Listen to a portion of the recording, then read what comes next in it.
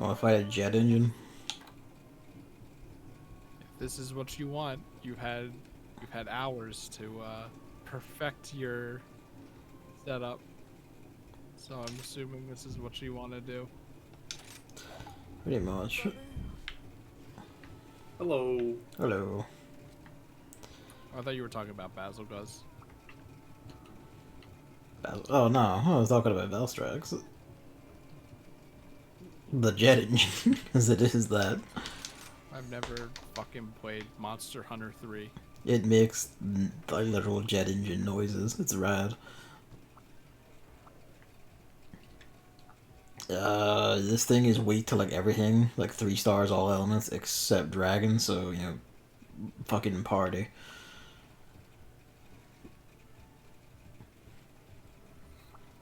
Yeah.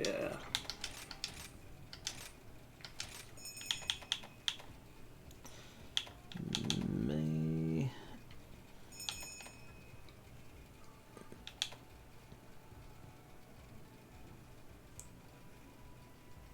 Yeah, no. It's a good thing I have Gellad's soul made because it will have to fucking do me. From what I saw from smacking it before, it did like 70% of my damage unbuffed. So there's my HP unbuffed. I was doing decent enough damage, so it should be pretty good. And you have handicraft. And the handicraft. There's like little all stats rainbow spirit bird somewhere near camp. Pick it up because if you don't, this thing will kill you in 2 hits. When you pick it up, it will kill you in 3 hits, but that's enough. I miss when you needed to grind up to Hunter rank 100 to get health augment so that the monster wouldn't kill you.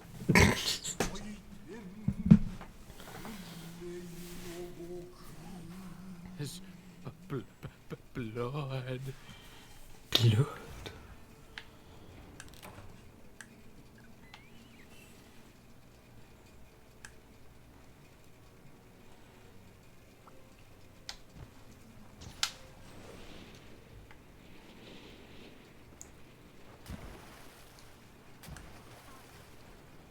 Does this thing have special mechanics? As I understand. Are we gonna get fucked? No, it's like from what I've been told, it's a fairly straight fight. Like it even has, it's like almost turn-based at times because it has like a lot of open attack windows. But if it hits you, it will just fuck you in half. Doesn't this thing like change elements or something? No, it's a jet engine that's just all dragon element all the time. It does have a giant laser beam, so be careful. What the hell? They stole this from Iceborne. Oh, Iceborne stole it from this.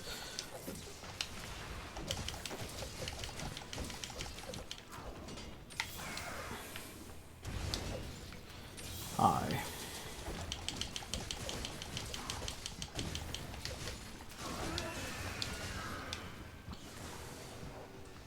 Okay, it's powered up, so be advised.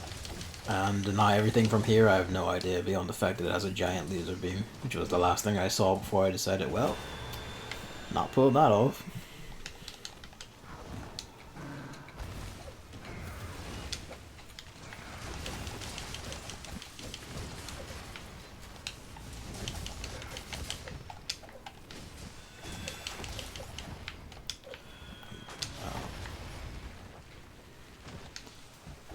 I do love the design of this fucking thing though, look at it. Yeah, it's pretty good. Is this the final boss of Monster Hunter 3? No idea.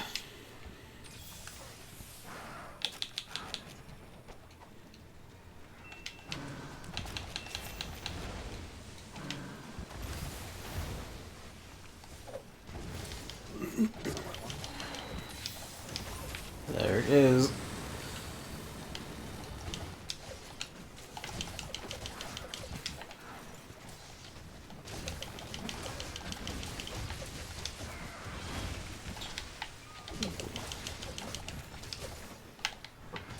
One thing I'm wondering, is handicraft any good for me? Because it says it wouldn't go past the maximum, and I think mine is already at the maximum. If the sword is filled when it's at max sharpness, then it won't do anything.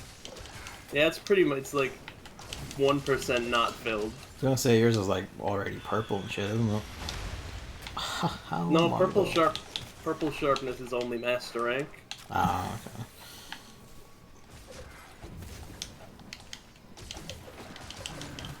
I Yep. have a bit of white sharpness, and then it's mostly blue and green. It does give me a tiny bit of blue on Gillard's sword, which is otherwise green, so it might give you a bit more white. Worth putting one on just to see, I guess. Let's see. I'll check.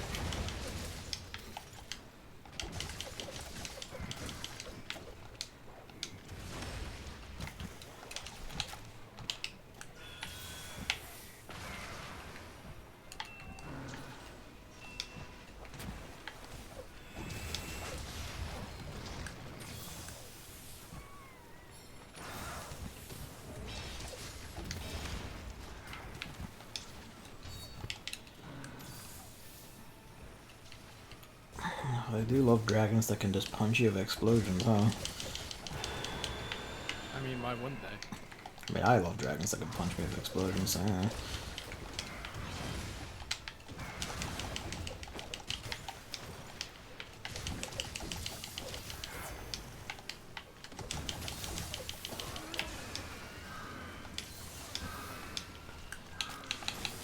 Okay.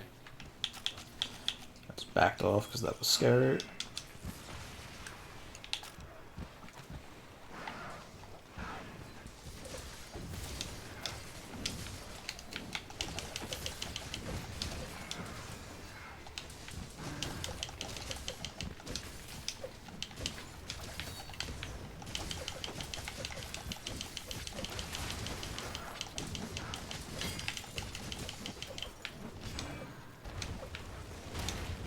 Ow.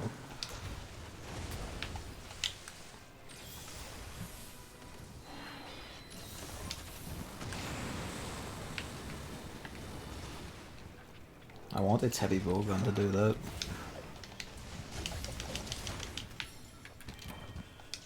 It slammed. So I was on its head and it slammed into the pillar, killing me instantly. That, that sounds like it'll do it.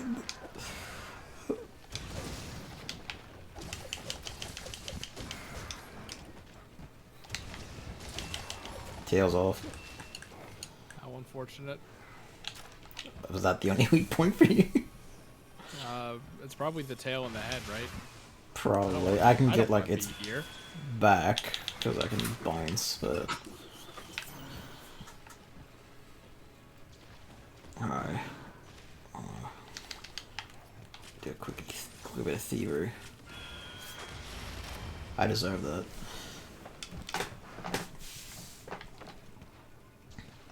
Beyond that, it doesn't seem too bad to fight, actually. I still think we're gonna have a Puppet hard spider. time. What the hell? What's up? Wait, its Puppet tail is spider. off. Yeah.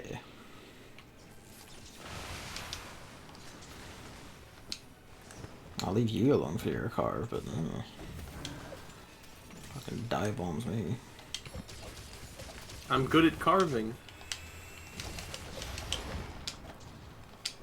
Oh. These things not respawn? I wasn't paying attention on it. What it was.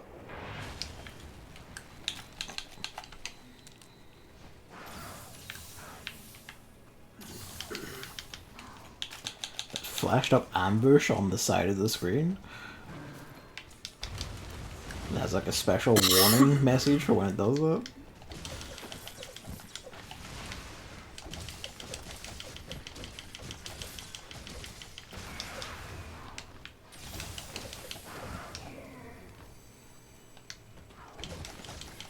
Oh. I was standing there mashing the damn button.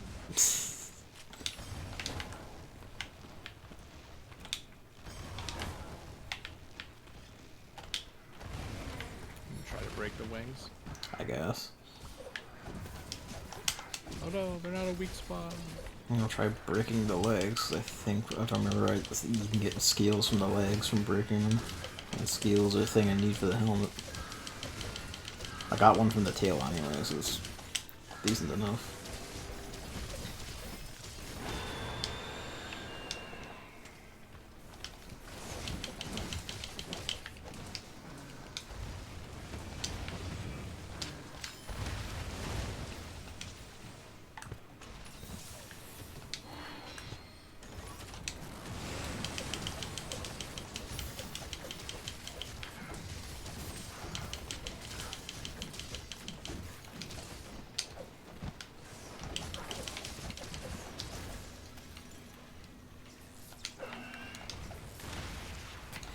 Jesus.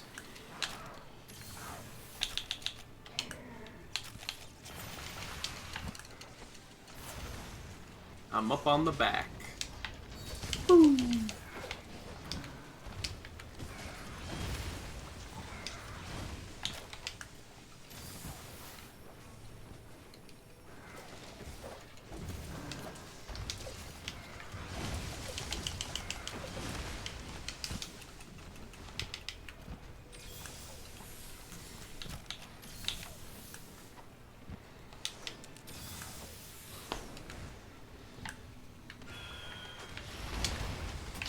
Fuck me, the hitbox on that.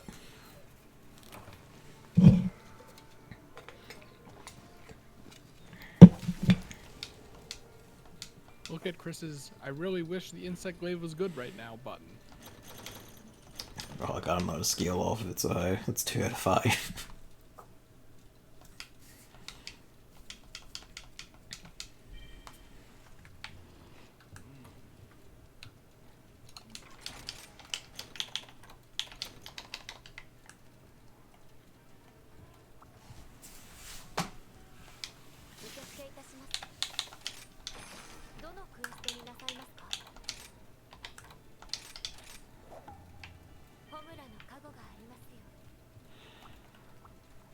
I could probably, except for I could probably like use another helmet in the meantime, and we could try making the Mushroom-mancer's suit if this attempt doesn't go. Now that we know some of its moves.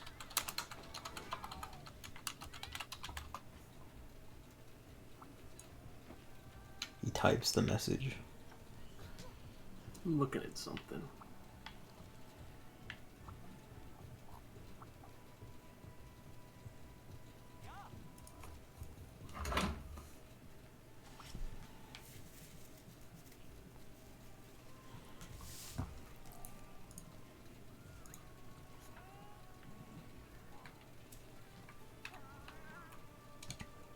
Boy, I sure hope Feline Insurance is here.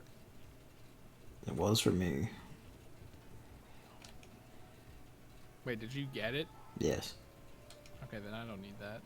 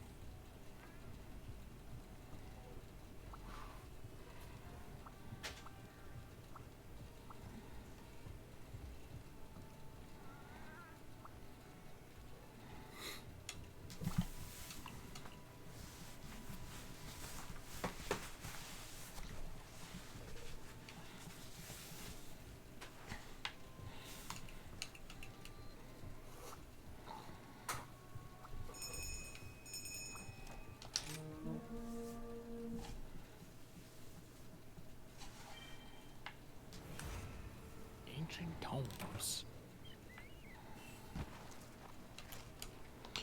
They talk that up, but this thing just seems just to be not even like some sort of mythic ender thing. It just kind of seems to fly about fucking people's days up for giggles. Ancient tomes.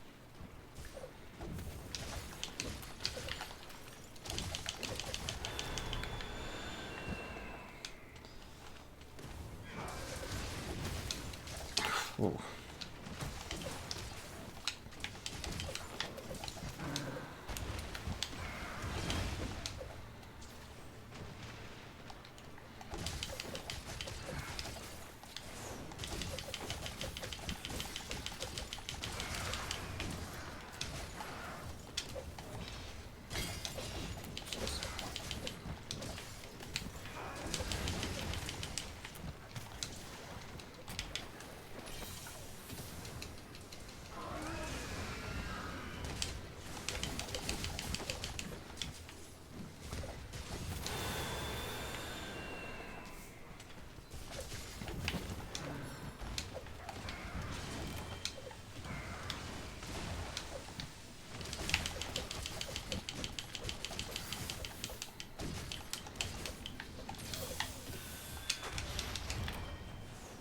Jesus.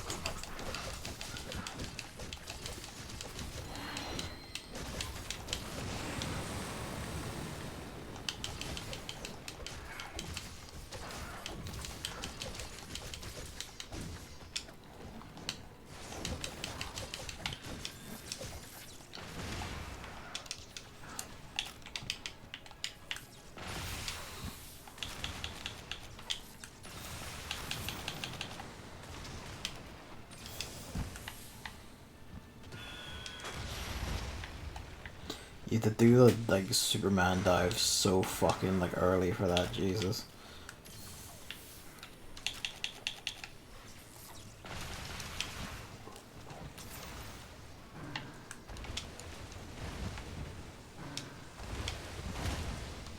For fuck's sake.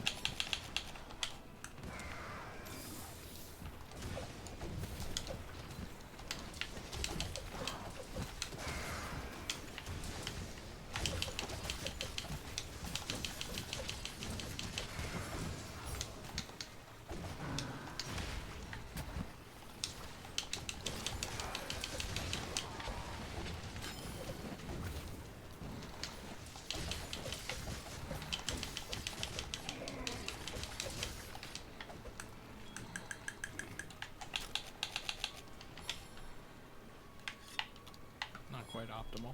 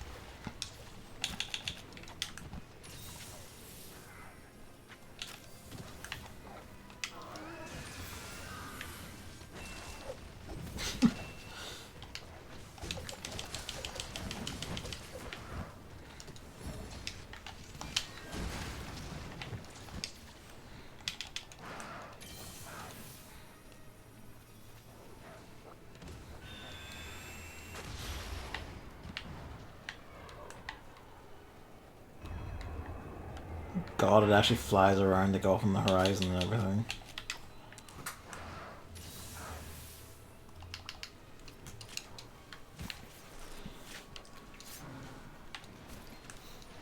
Valstrax teal.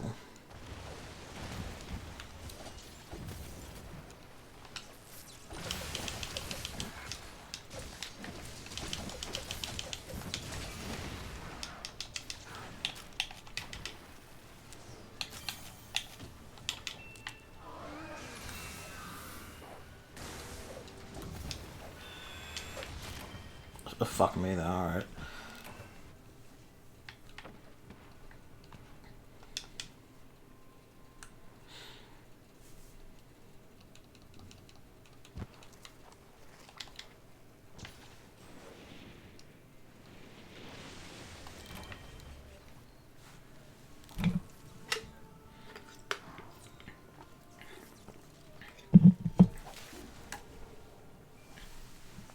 I think that Wirefall is bad against this thing. It does seem to do follow-ups pretty fast, so it might be worth it just to lie there and let the invincibility frames happen, probably. Yeah. Only sick.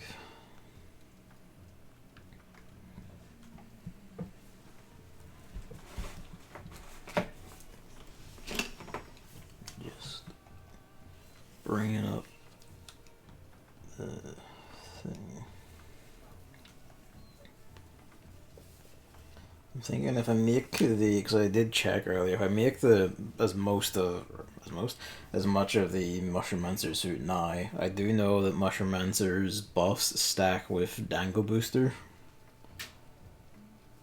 so that would give us an extra layer of defense and attack.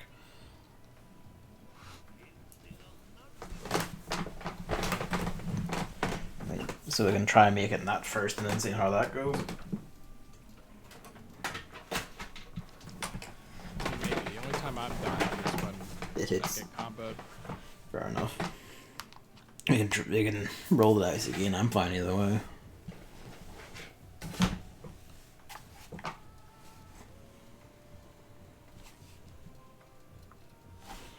So does anyone know what a Chaos Archplate is?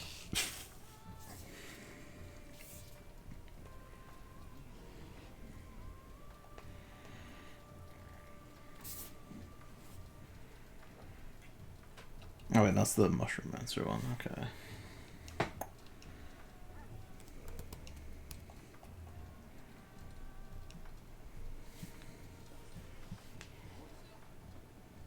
Well, we'll try it again, and if that doesn't work out, we'll just try until we decide to try and make the rest of the suit and see if that helps us.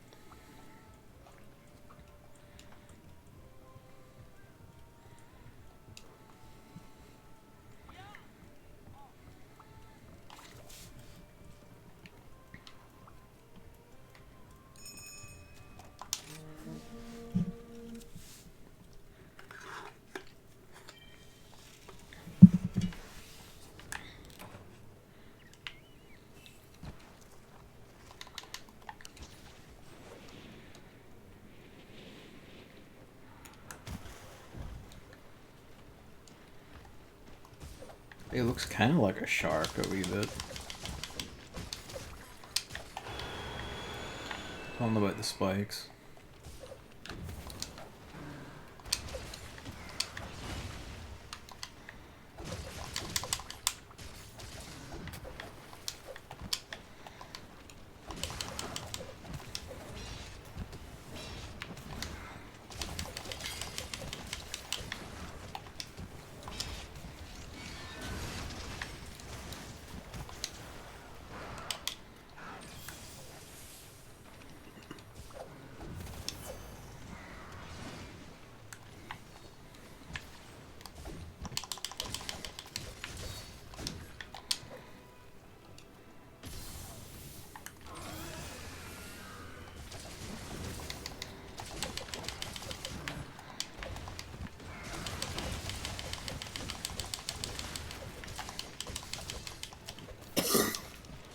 Explosion hitboxes are weird. I stood right in front of that and didn't get hit.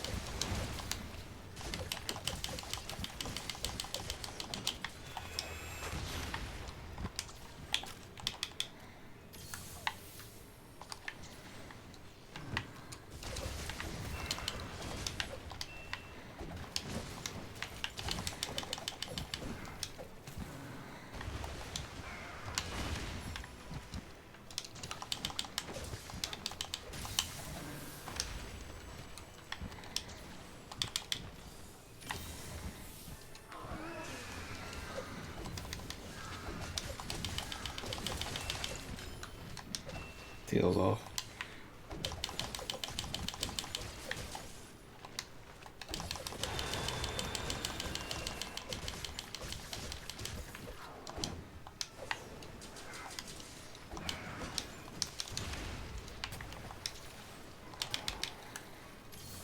Ride him.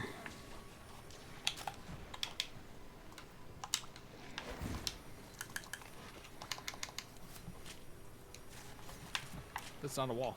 Okay. It's a fence. Yeah, just think it wouldn't be fucking stupidest to make that just end it.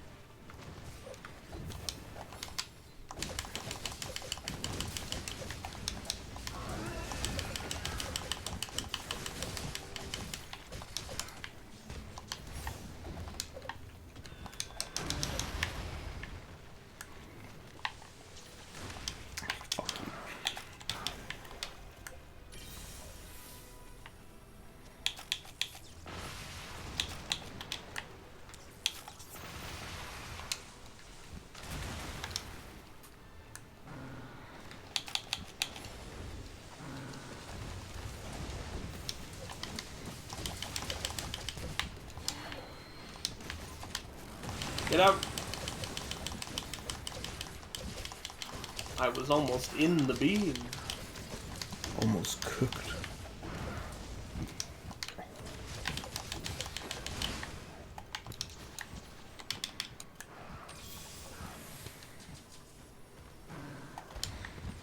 Wow, the radio menu almost killed me in this piece of shit game.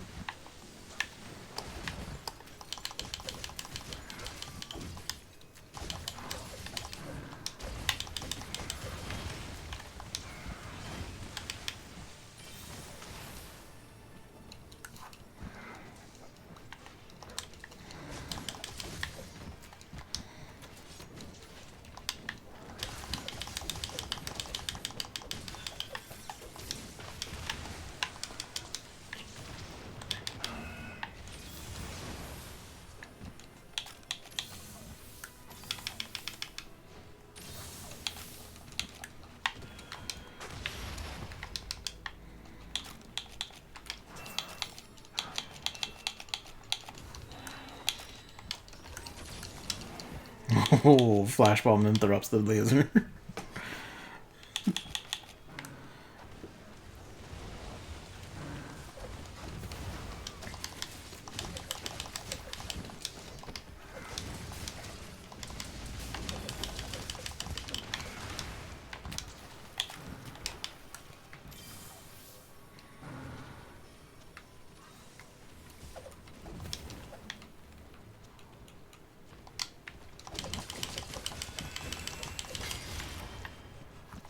Jesus. Oh, this is the death move.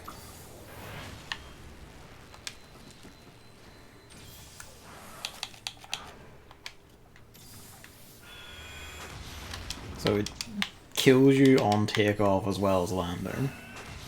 It does. Fucking Jesus, please.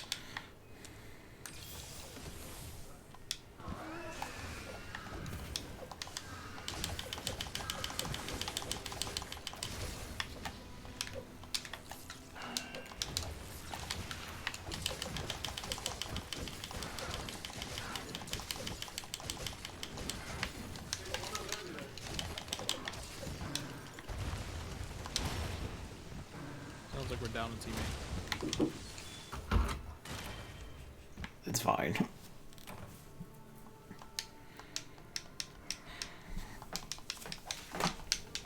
Not to be done, I would not get back up.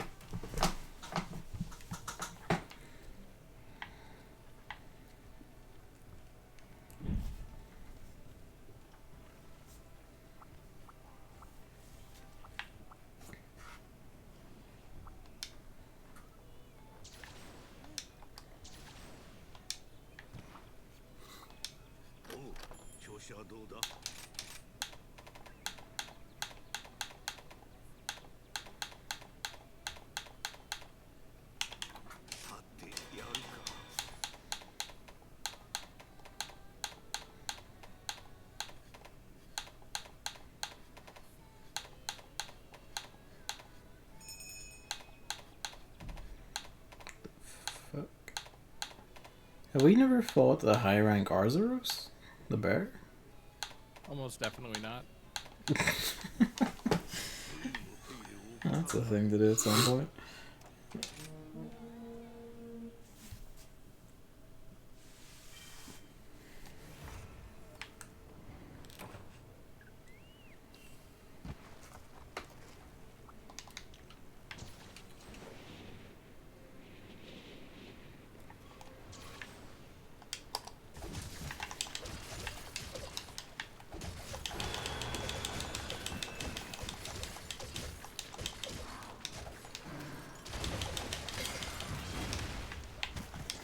Bastard that you are.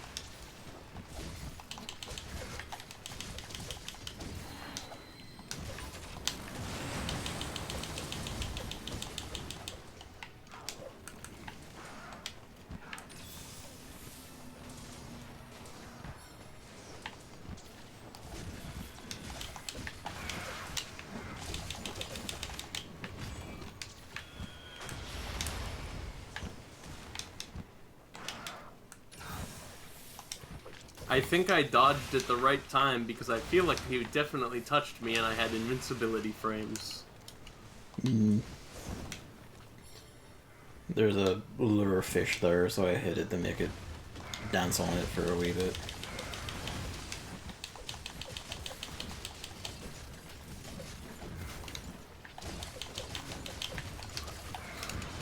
For like all the 3 hits it took before it killed it, but yeah.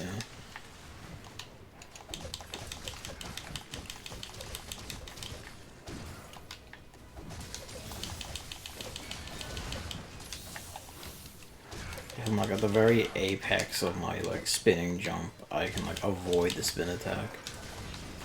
That is difficult to do deliberately.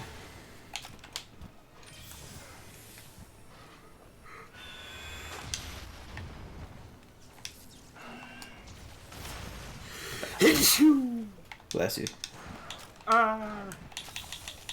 I'm blessed.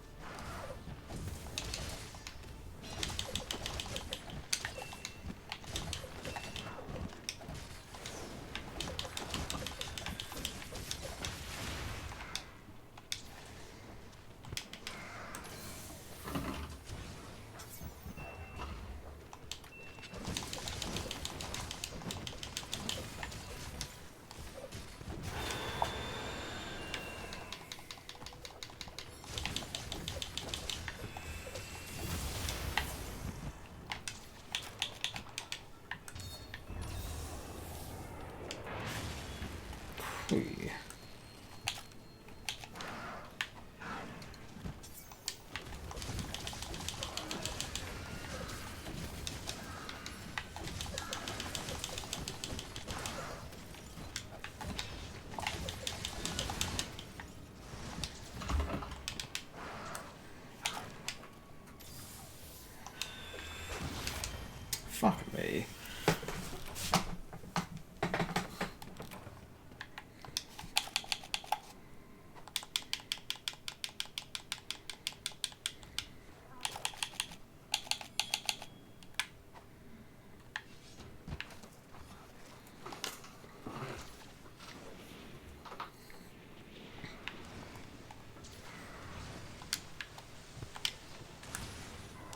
both Lunastra strats. The classic.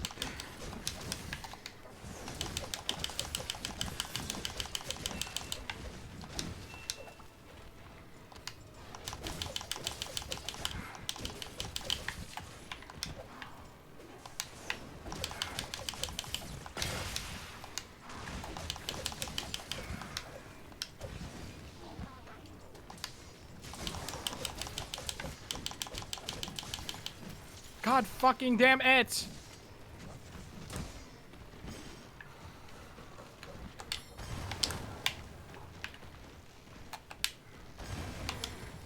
Only two? What the fuck? You only have 2 wire bugs. Oh.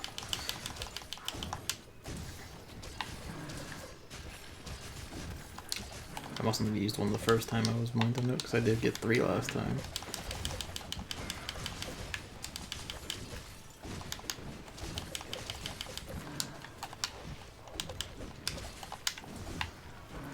It's a bit unfortunate. No, it's fine, you leave his head in.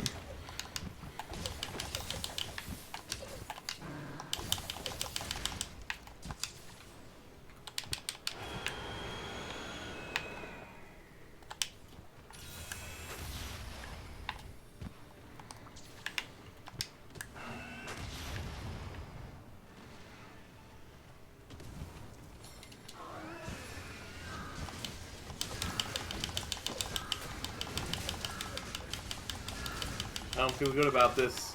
It's fine. I was on top of him while he was like, I'm charging so much energy.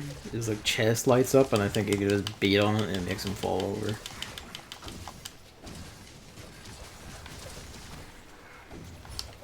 It's also like the only spot I can casually reach for mass damage without bouncing. How?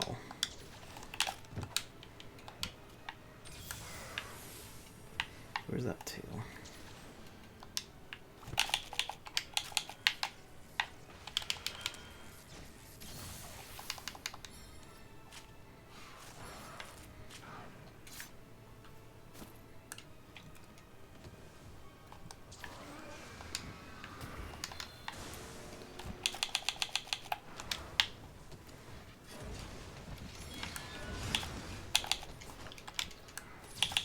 That was lucky.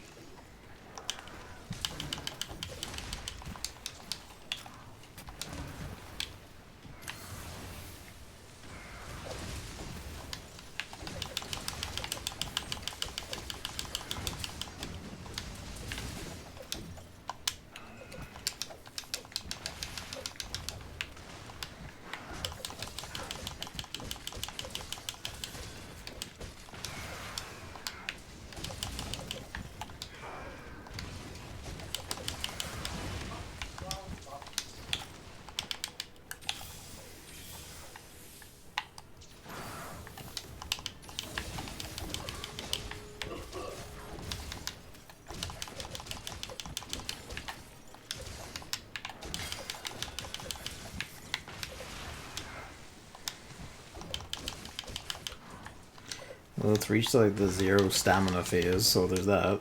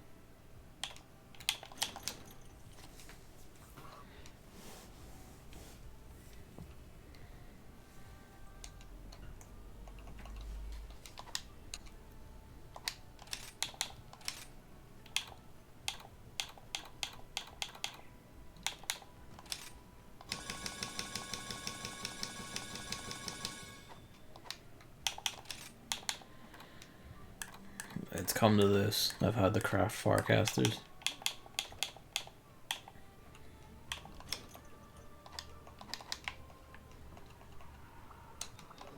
I'm changing my switch skill to the loser one.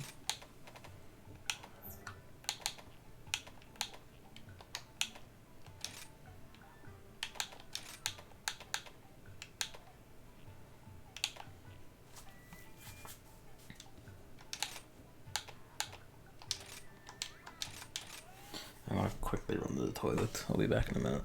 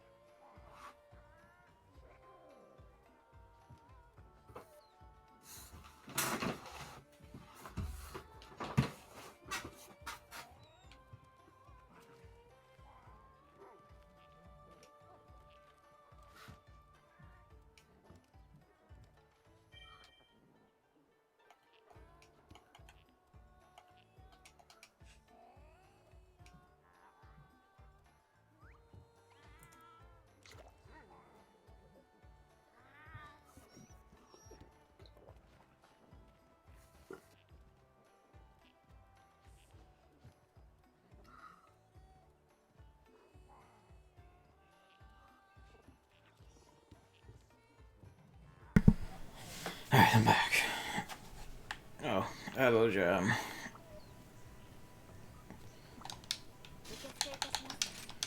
Jam.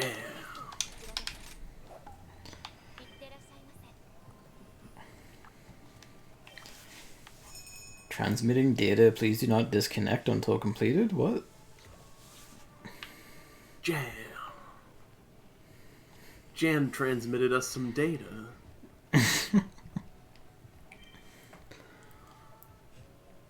Ah, okay. I love data from Jam. Nice. Without foes.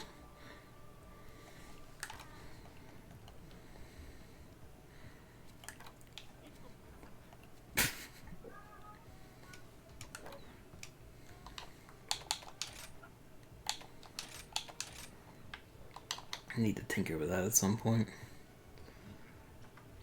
You'll push you to 69 if we win. We've not had luck so far.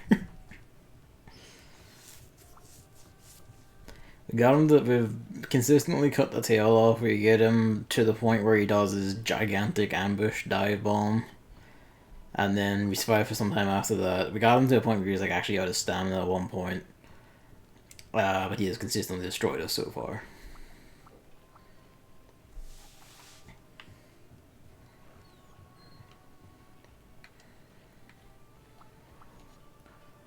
So maybe this time we ride.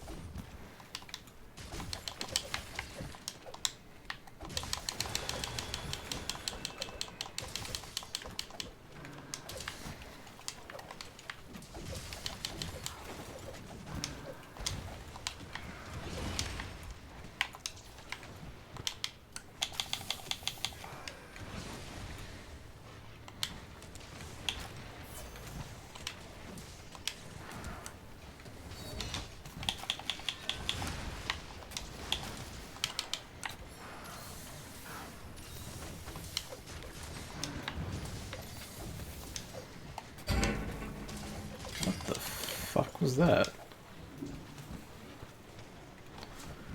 I don't know if that came on the mic, but the pipes just echoed in the wall?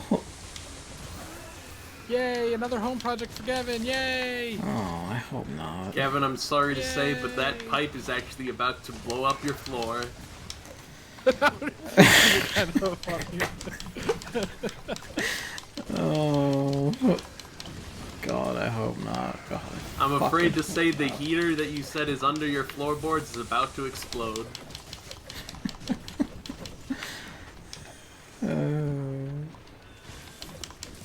I think it was just someone's like bumping a radiator or something downstairs, I hope.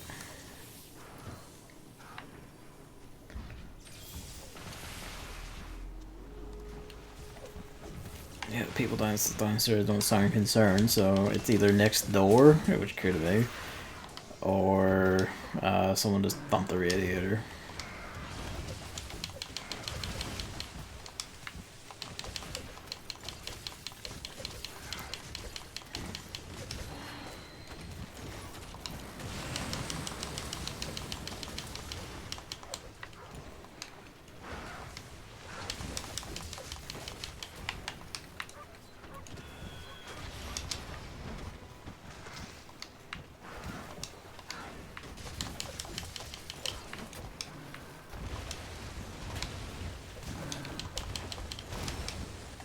Oh god. Oh god. That's good.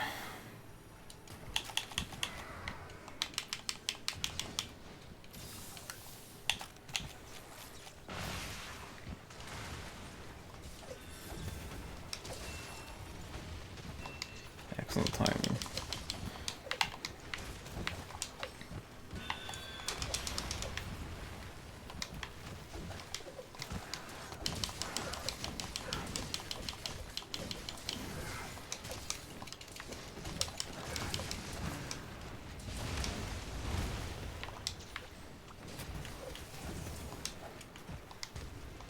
There's the wire bug.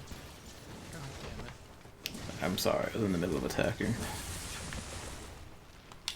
Don't. La la la la la. What was the plan so I know for next time? We run to the wall while you hold it there. Oh, okay. Sorry. That's fine. Got knocked down.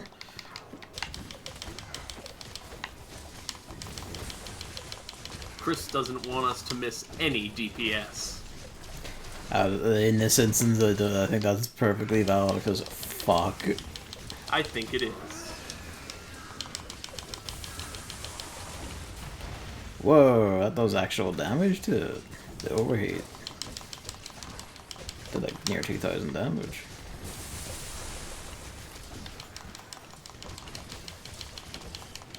Didn't see that last time. Yikes! Oh. Oh, that's really not good. It's fun.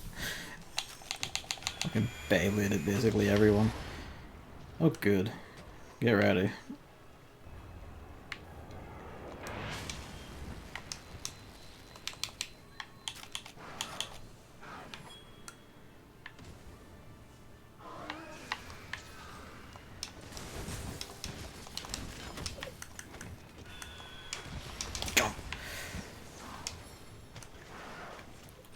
Grab this dropped thing. Of course, it's a fucking dragon treasure.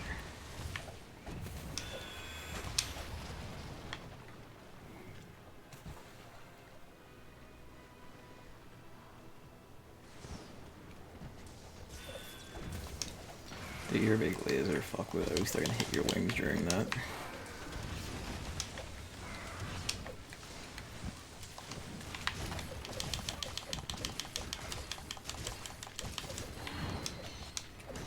Yes.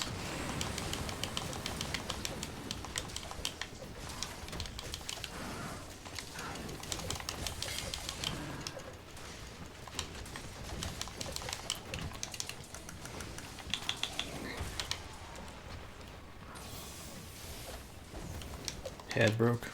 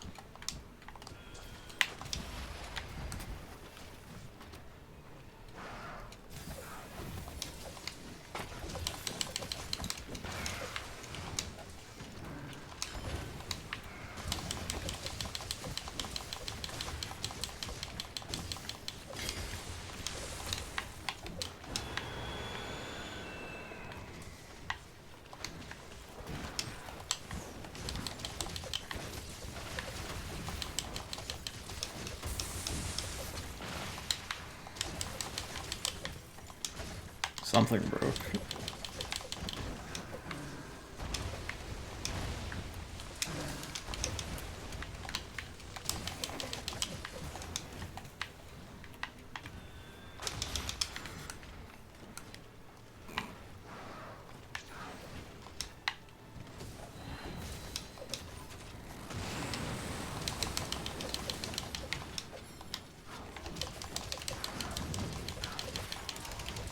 Leg broke.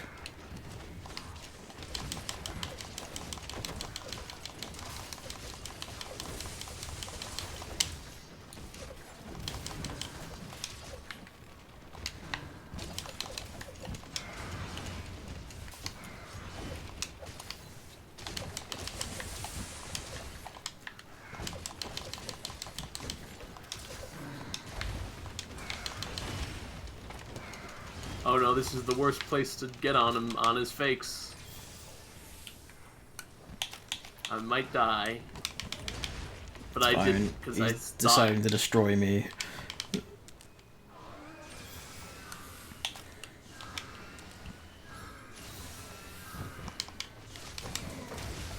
Excellent.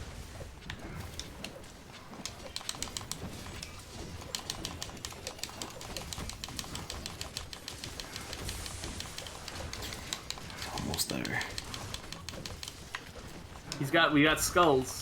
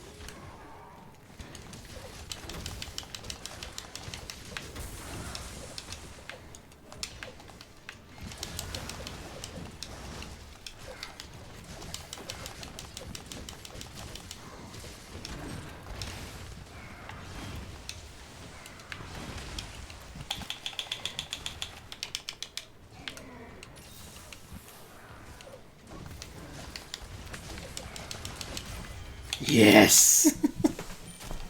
Oh, good shit. Oh. The camera change made me think someone died instead of us winning. So it actually, I thought the same as well. I was like, they fucking clipped me, did it? We did it! Oh, feast on his bones.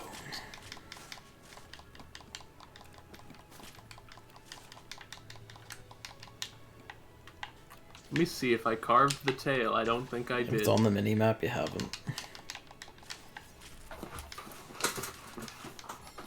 Tail. Tail.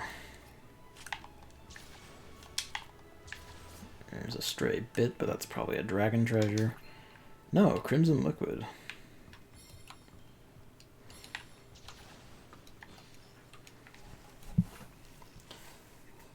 Oh, accidentally done. Hello, Luigi. Jam secret bonus. Had to make the 69 happen. I even got a red dragon orb. Ooh. Which is basically, I got a Valstrax ruby or whatever. It's that Yeah, one. super gem. I got the gem. The Valstrax Gemerald. And the Meowcenaries are back. That put me at fucking HR 50. That must That have been gave a us- lot. I got 3 HR levels as well. Oh no, Jam is mad that it skipped 69. Oh.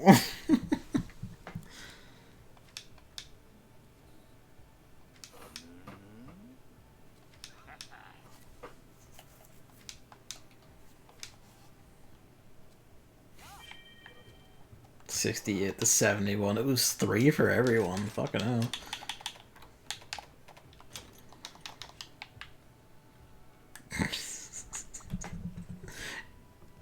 Denied the 69.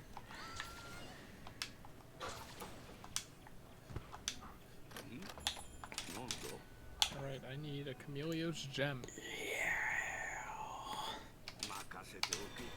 The helmet is forged. Hey, so Chameleos? Yes. Sick. Forever. Forever. I love Chameleos. I, at some point, need to fight HR Arzuros as we never did that.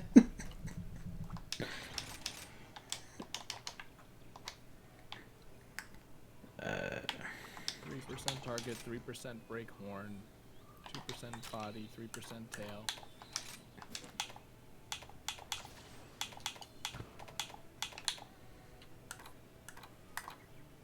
Weak to fire.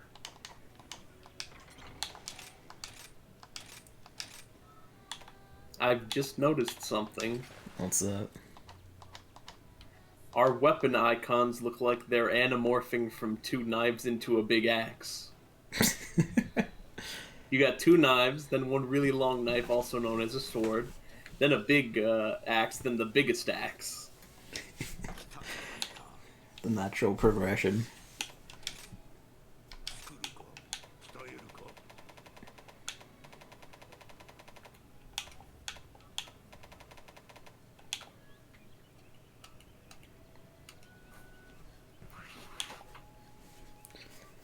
Oh, that's infuriating. I have the thing to make the second tier of the Valstrax dual blades, but it didn't give any claws at all, so I can't make the bottom one. That's a weird sharpness. White and then immediately into red, and there's like an absolutely tiny amount for the second one. Like big block of white, then instantly red.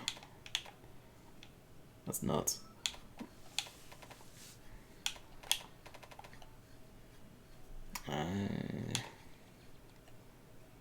All these wanted Valstrax stuff as well.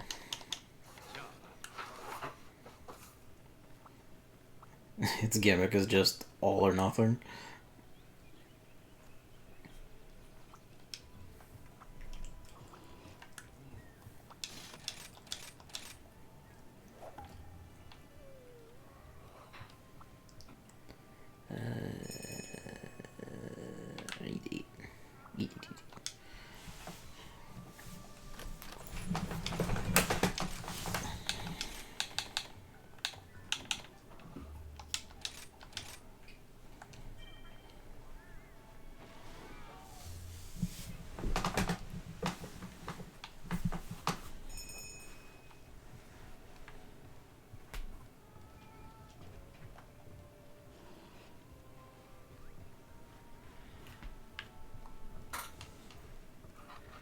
So, brick, horn, brick. Anything else? Or is it tail? Okay. And then we just pray. I'm reading gem stuff.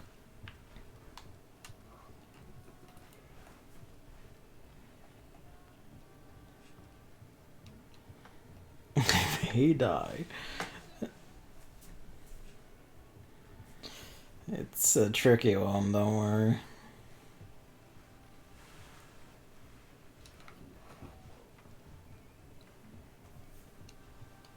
For all its goofiness, it does feel like the biggest bastard of the 3, well I guess 4 post-game Elder Dragons.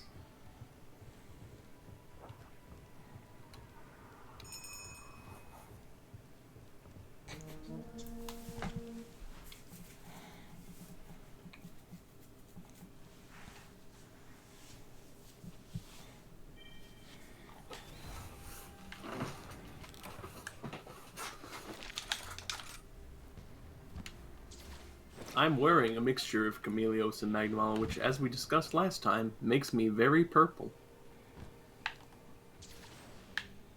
Elemental purple. And again... Oh wait, is it...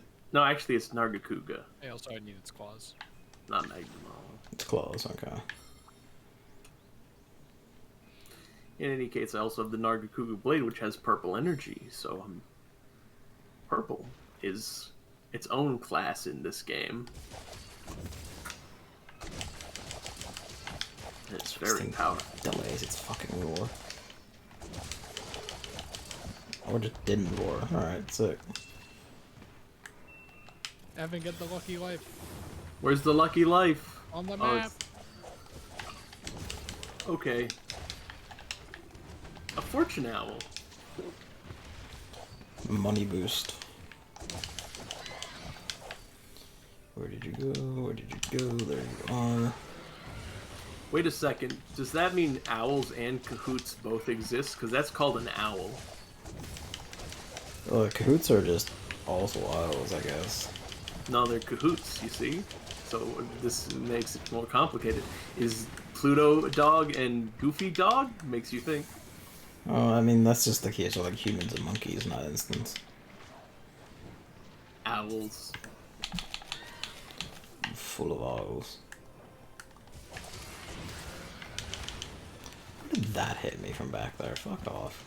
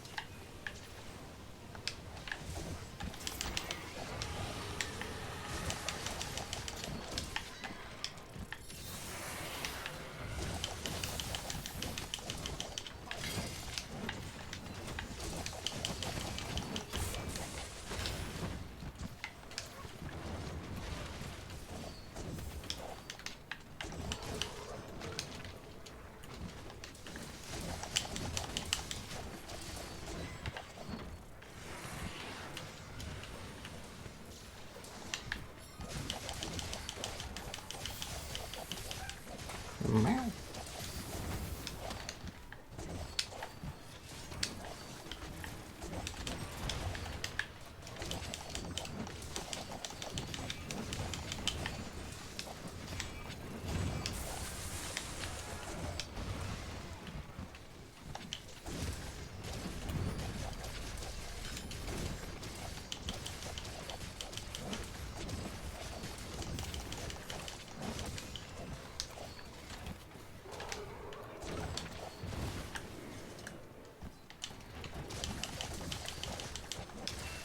Tails off.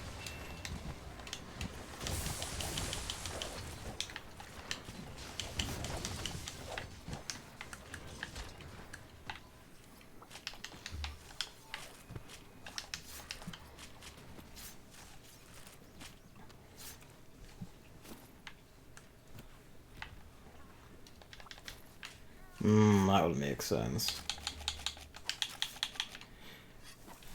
In this world, saying owls is the way of saying wild cahoot.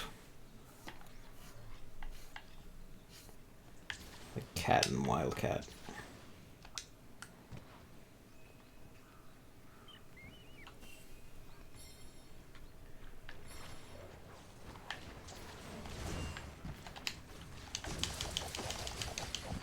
Absolutely obliterated that fucking mouse.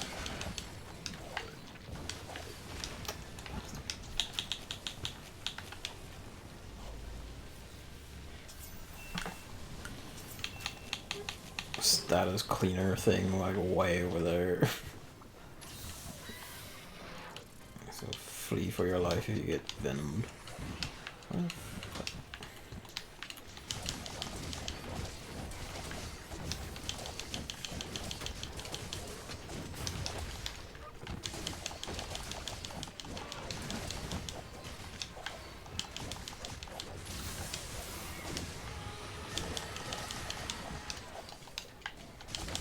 Narg.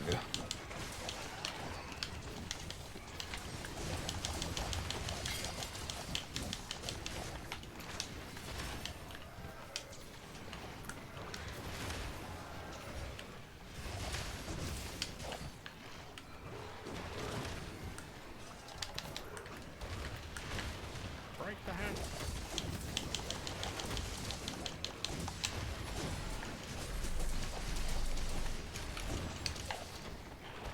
Does the same thing the aura does, stands up and then falls back down. Fucking There's one claw.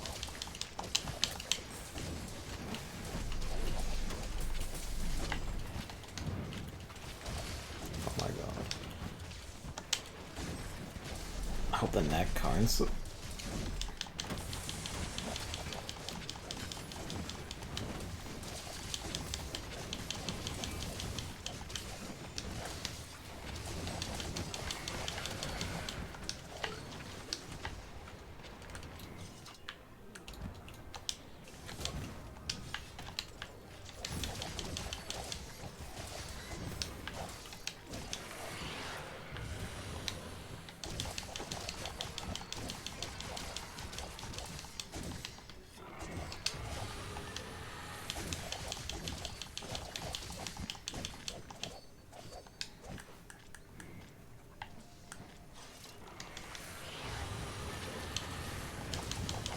Presto, go. Bitch. It hit anyway.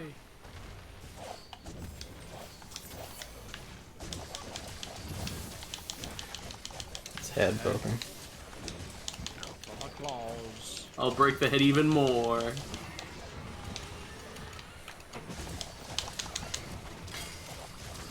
Oop. Take you on a ride to the engine off.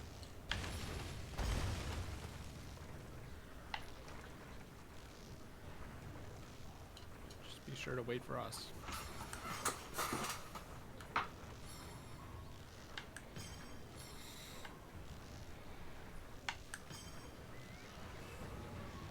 That's a tiny engine off, or this is Camille's is huge. Get back here. Hit it.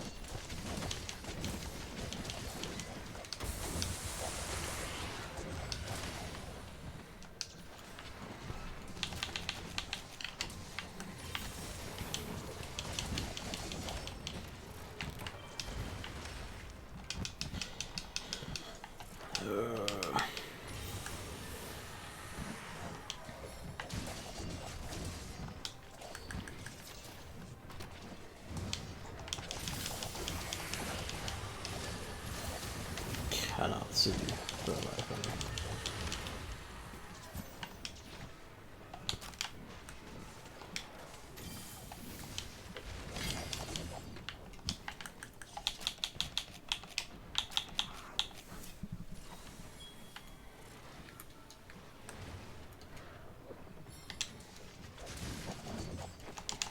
He's about to die right now. I feel it.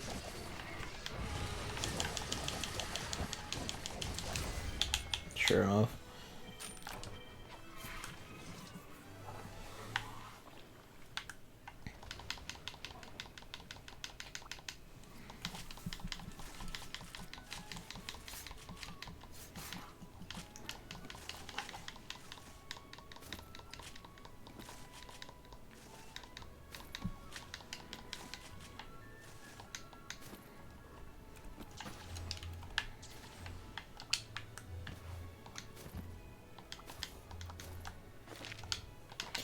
Fast travel in combat.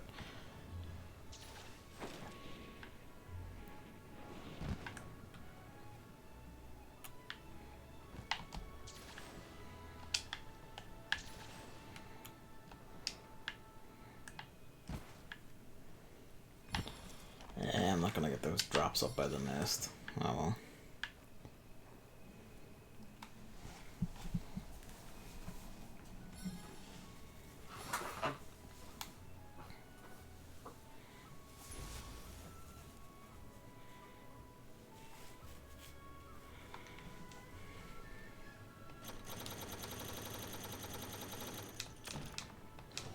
Any luck?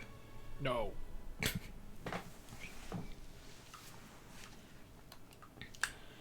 I have to pause for a sec to go feed Luigi.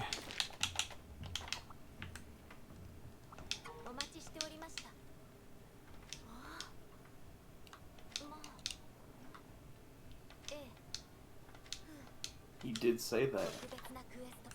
So is it? He did say that. Alright, back in a sec.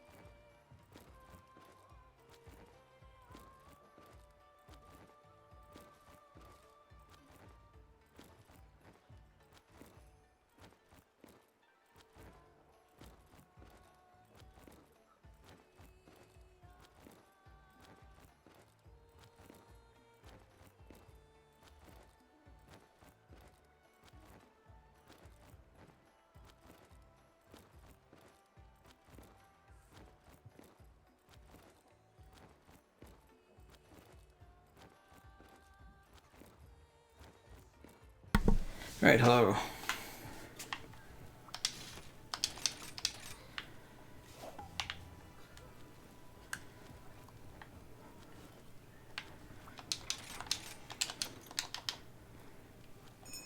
No, hang on.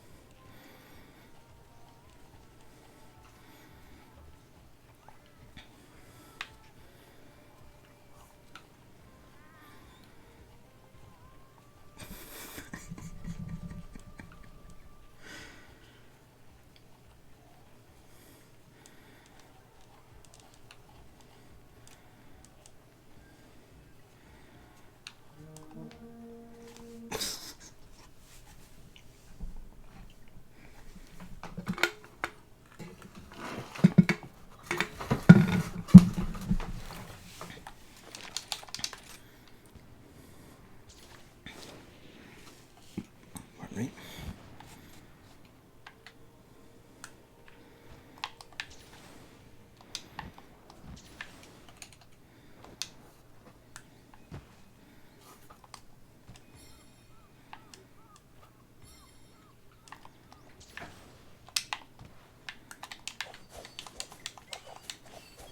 Wait, this is backwards. Uh-oh.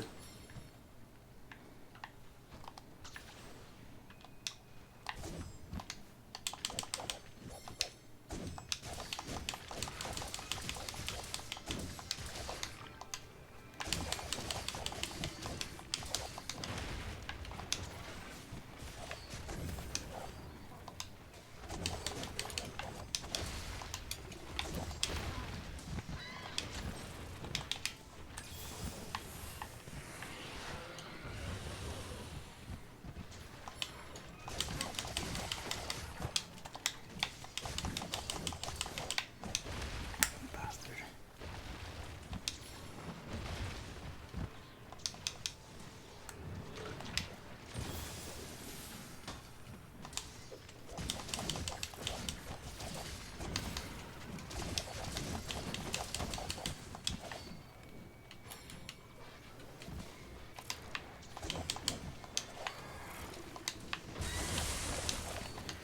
Oh my lord, stop turning and running.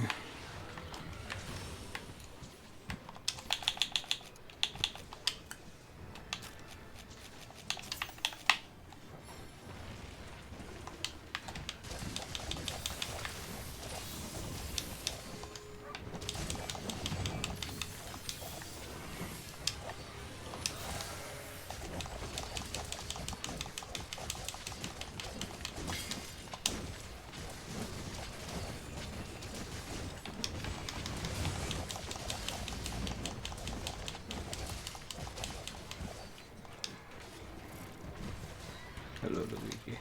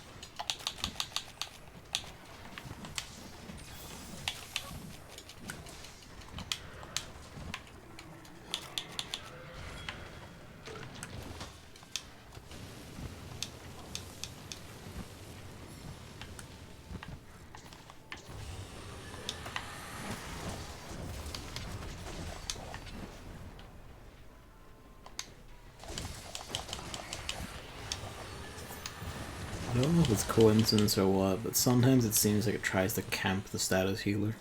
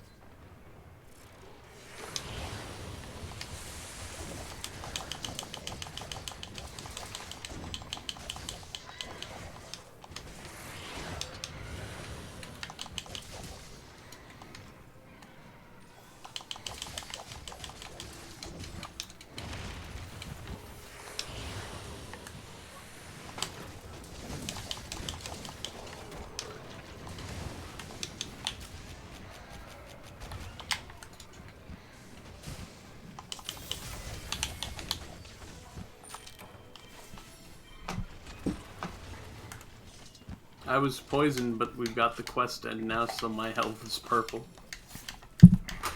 Special purple health. Purple health that Special doesn't antidote. drain. Special antidote. Yes, you're correct. Please let me carve this guy. Antidote, please.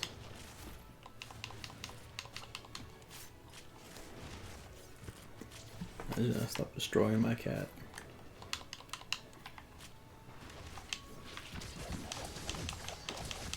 I can't get that tail. The tail is lost.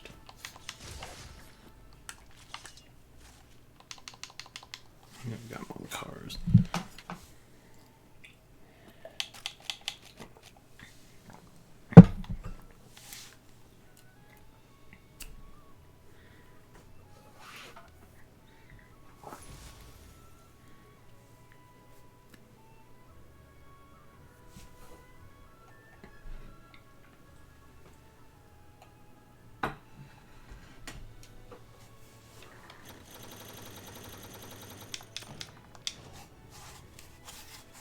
Any luck? Nope. Nope.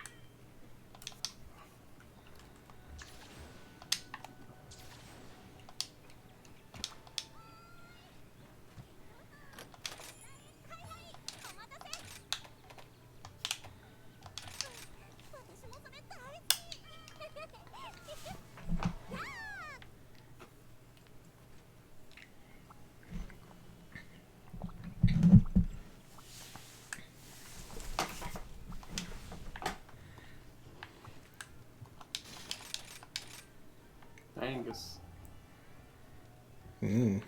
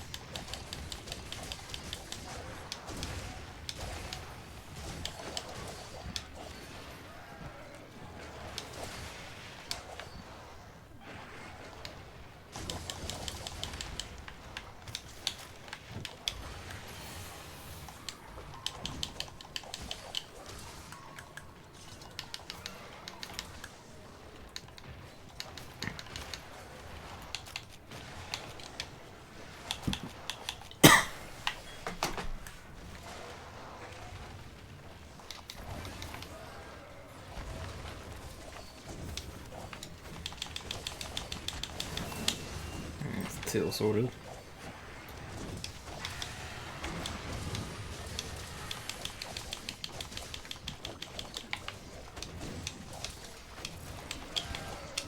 I like that the wires told us where it was. That's pretty good.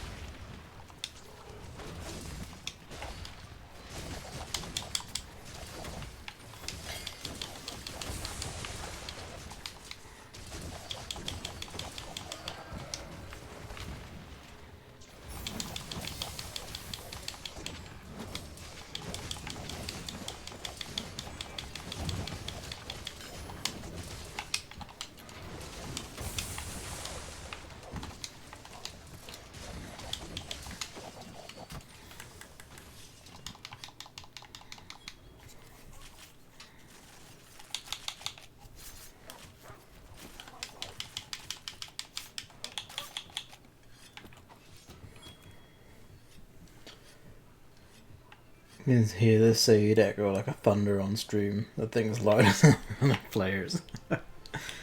I think I just realized something. What's that? Jam is also very purple. Is indeed. This is great news. The purple axe lords.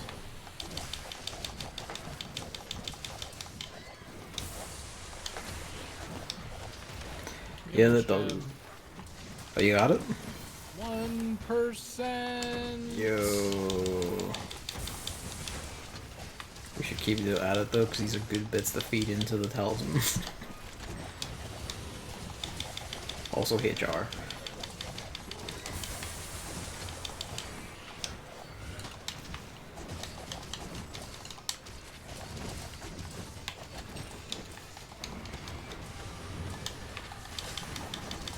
Forget if I have enough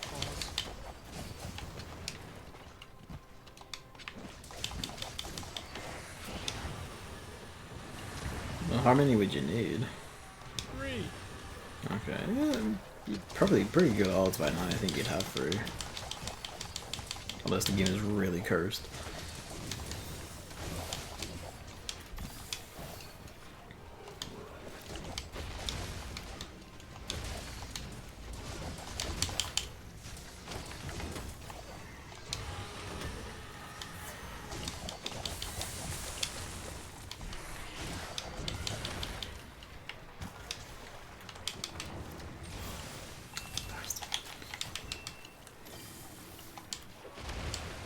Oh my Jesus.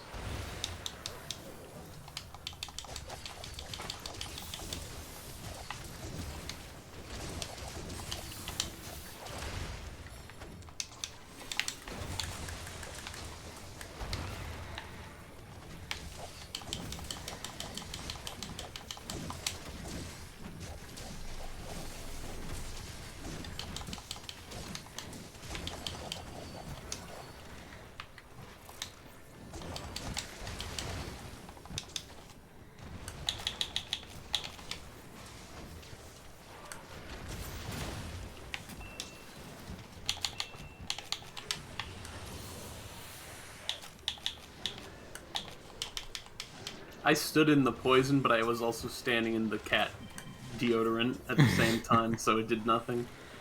Superior cat deodorant.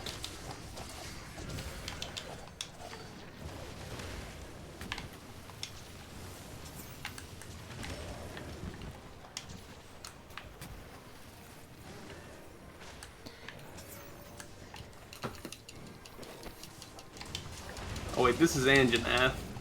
That is indeed, I know. I was attacked. I grappled onto the Anjanath with my explosion move.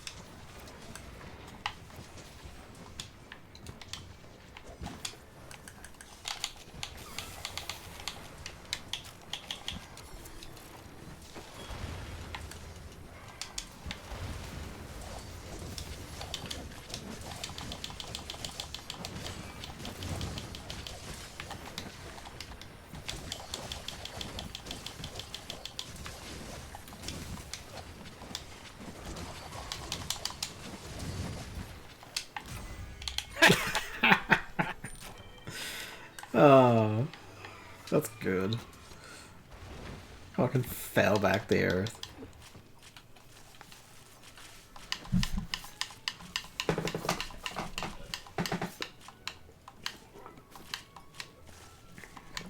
It's good to know they can die in midair and they don't just like fly away to the new spot, land, and then die. I got a gem!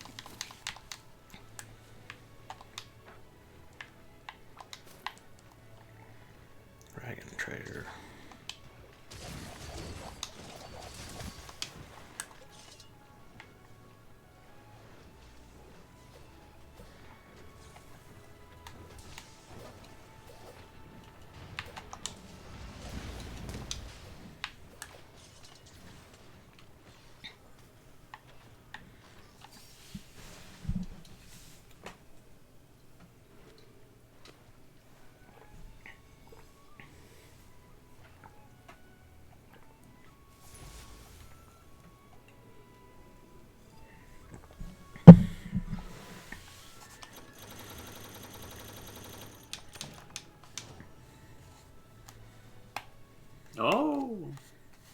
Did you both get HR50?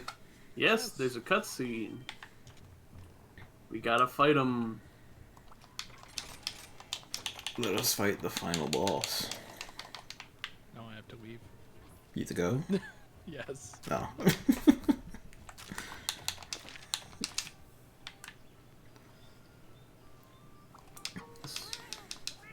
A special quest has been added.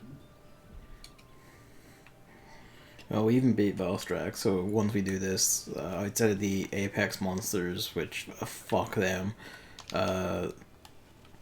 we're all neat and ready for Sunbreak.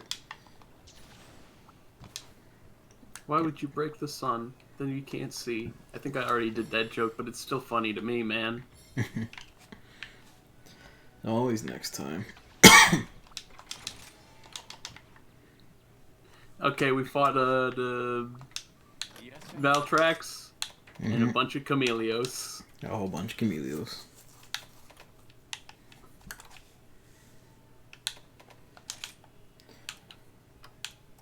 Just gonna throw a big pile of Chameleos' tails into the soup.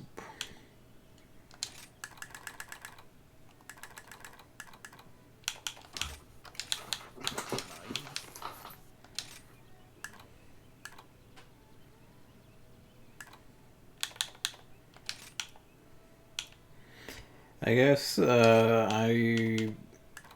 is probably heading on, in which case thank you for playing, Chris, and all. I'm probably going to throw up a hunt for high rank Arzuros so I can make some boots.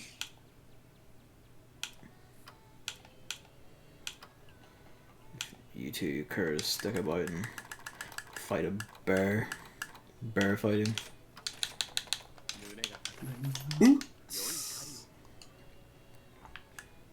I haven't actually looked at the full Valstrax suit. Thank you for playing, Chris. See ya. Yep. I am off. Goodbye, Chris. Yeah, we didn't fight them. Let's fight shit now, as soon as we have no like HR worries. What was I doing? I wanted to see Valstrax. Oh yeah, look at that fucking armor. That's wild.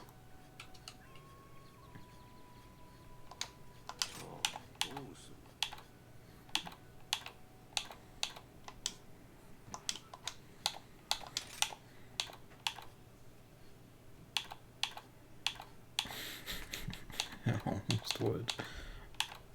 Jam did a whole dramatic wire bug entrance to show you the armor, but you already looked at it. Yeah. I'm sorry. It does look fucking rad though. I considered doing the layered as well, to be fair. But I think I'm like one skill short. The glow is not. The jet fucking thing behind you is too good.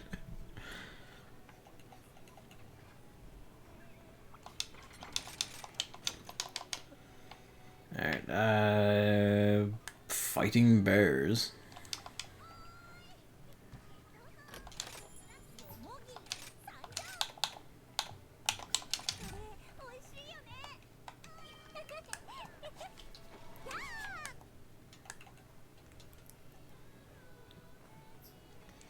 And then that should be everything for the Mushroom-mancer suit, with the exception of maybe some of the decorations and also, you know, leveling them.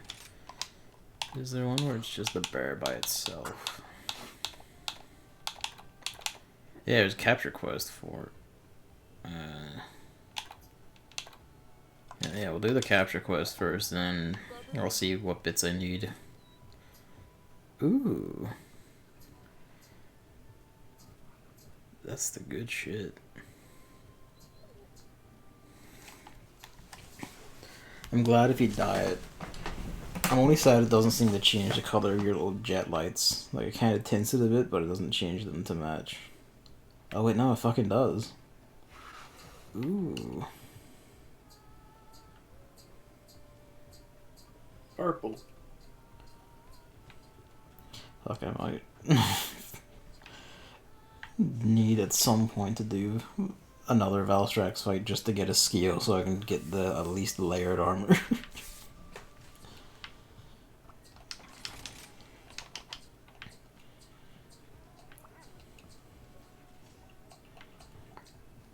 Yeah, this is capture, so once the skull pops up, you know, stay DPS.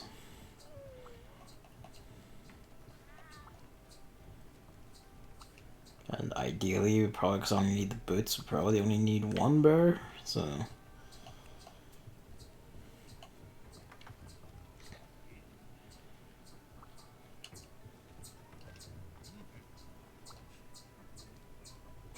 Just even Kamen Rider.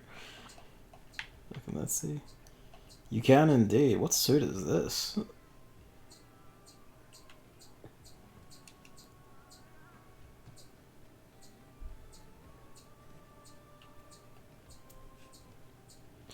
Armor on chest and waist. Ooh. Skulder head and boots. Oh, and Skulder.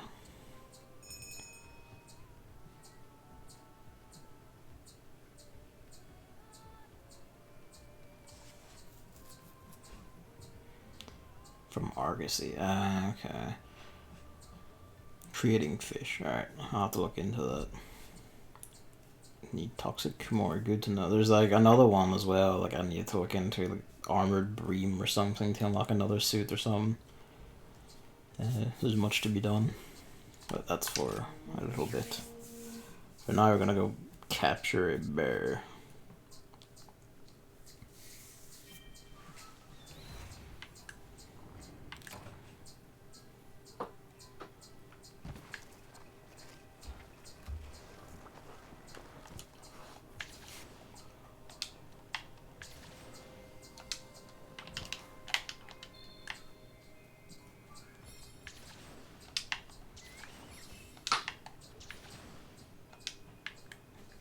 Is that like a bird outside your window? Wait. Are you hearing the peeps? Yeah. That's a bird. Okay. It's hanging out. It's hanging out. Funny bird.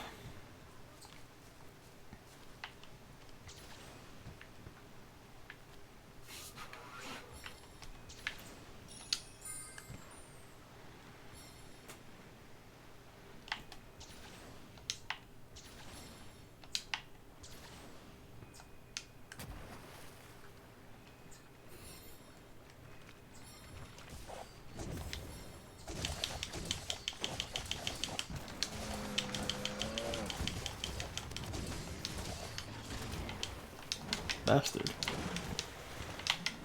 Shaking me for my honey.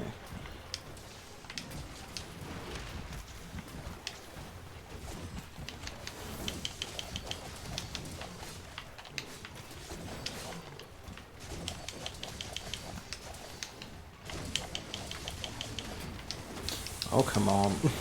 God damn, you have no honey.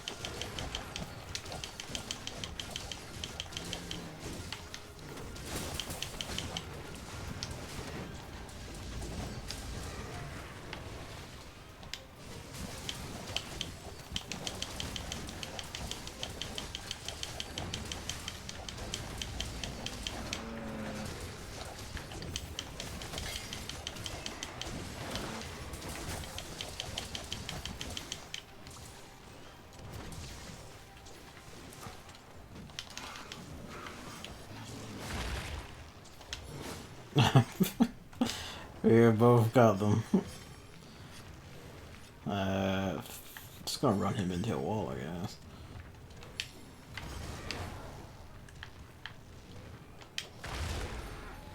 I'll just run it into the other monster, that works.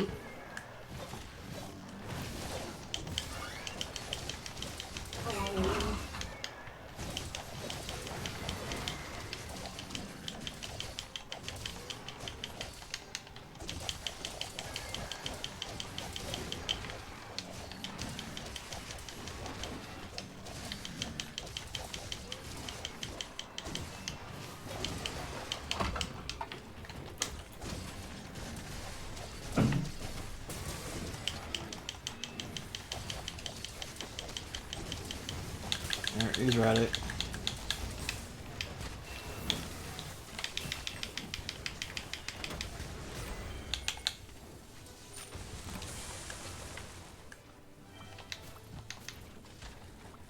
Good shit. I already forgot. I was concerned that it would have died before I get both tranks off.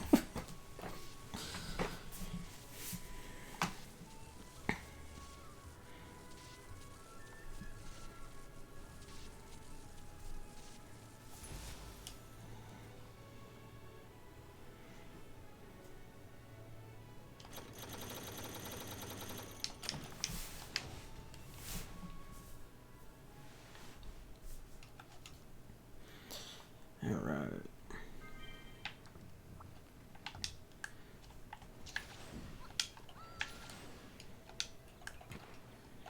Let's see about this bear.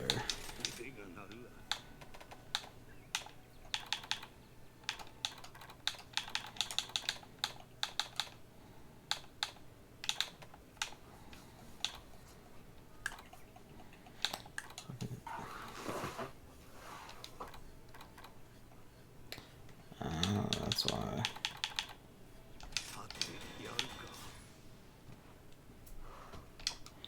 Alright, made it, so that's no worries.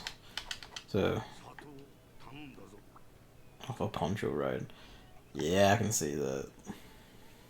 If only there was a big sombrero.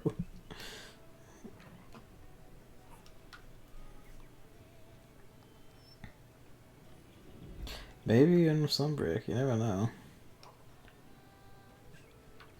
There is a cowboy hat. Basically a sombrero.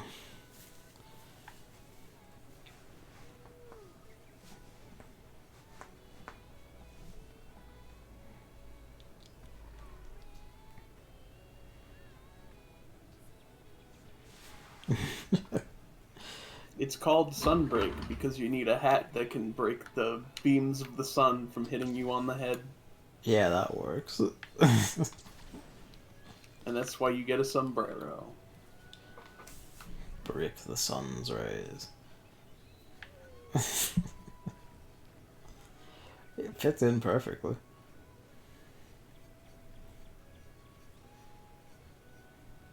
Just armored dudes. So, if I'm right, you said you needed Teostra main gem? If you're up for it, Evan, we can go fight some Teostra. Tostra. Toaster.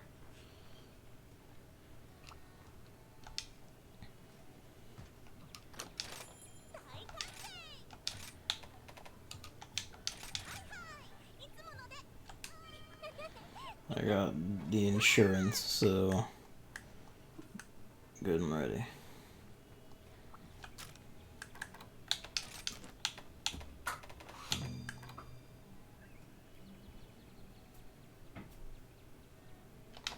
That's right.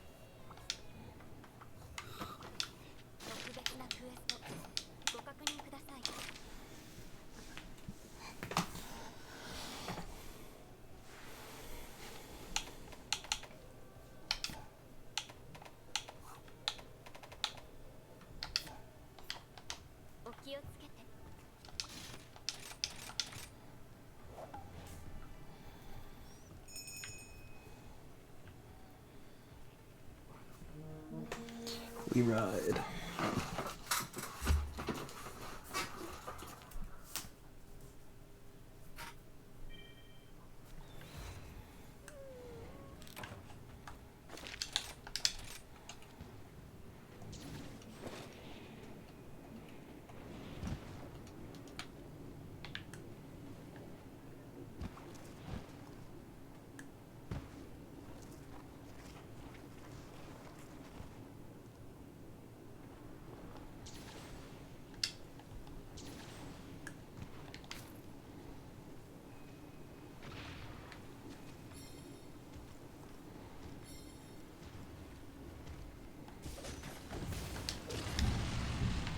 It's a very fast roll.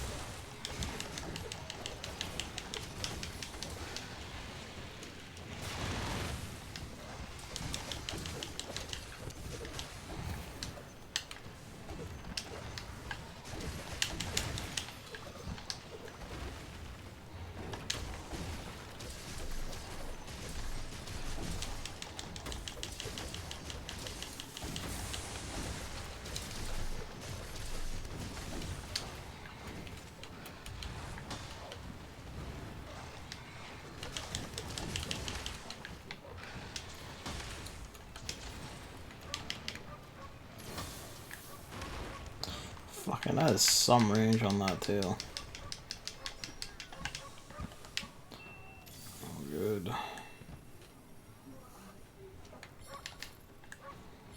I heard a cartoon slide whistle, and I don't know what it was from. I don't know either. That was a sound effect in the game, though.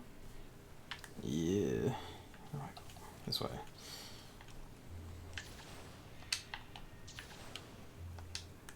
It might have been the cat up to something. That's probably it.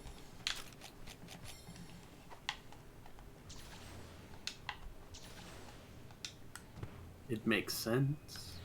It's the only thing I could think it could be. Unless one of like the little monsters around here just does, you know, slide whistles at you. Yeah.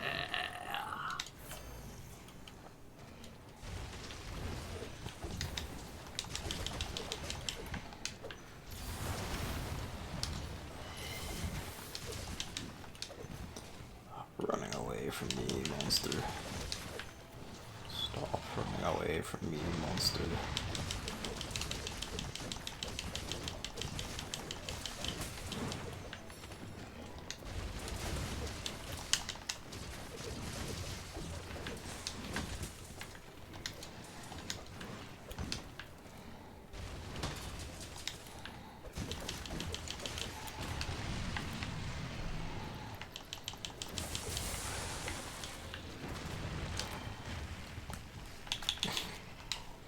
Bit eager. I only just noticed the message is I'm all morbed out. Ace, Ala's quick messages say something about more. It's commitment to the bit.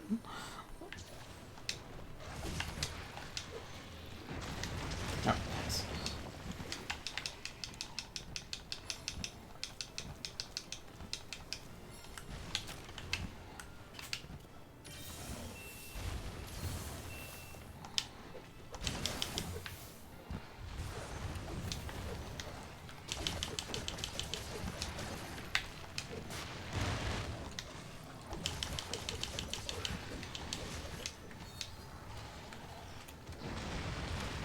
Bastard.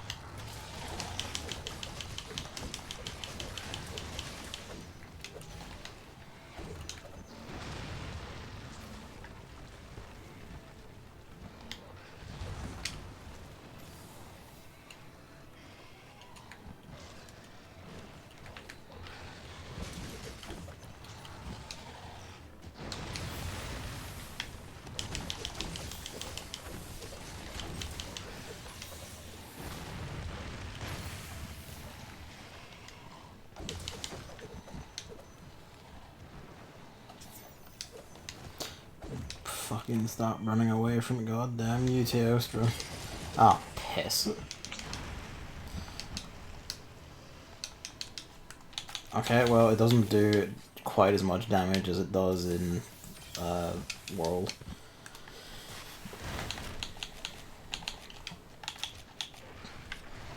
So on top of being smaller range, it's not... It does a ton of damage, but it's not a basic kill the way it is in World. The Supernova.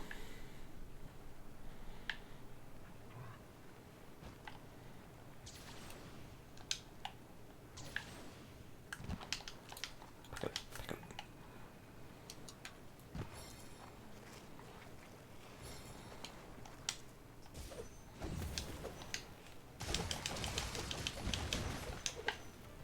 It has the same hitbox as a roar.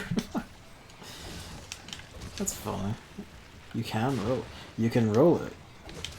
If you can roll it, now thinking about it, that also means if I time a Dual Blade's jump attack just right, I could probably invuln right through it. Because I can invuln through roars and some other shit. They're up in the queues.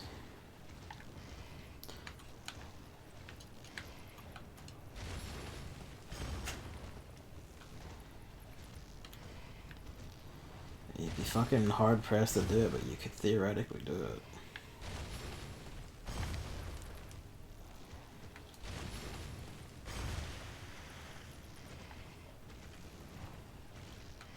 I was trying to go for the monkey, but I guess we're going for Magnemello. I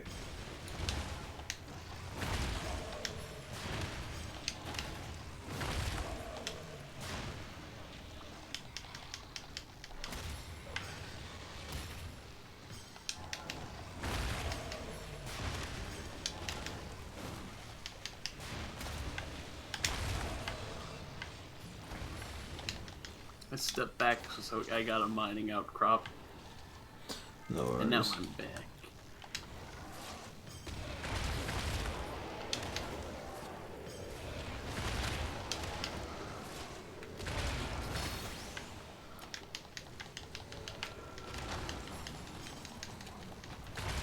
Well, you can make it do the cannon.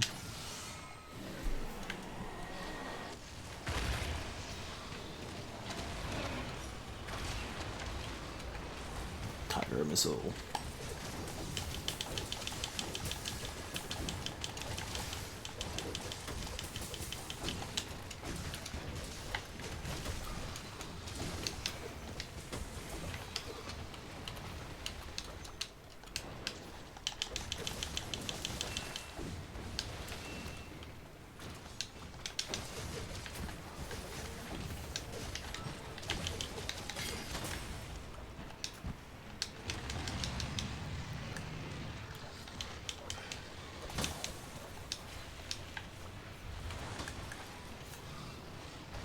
Did you fucking parry that or something?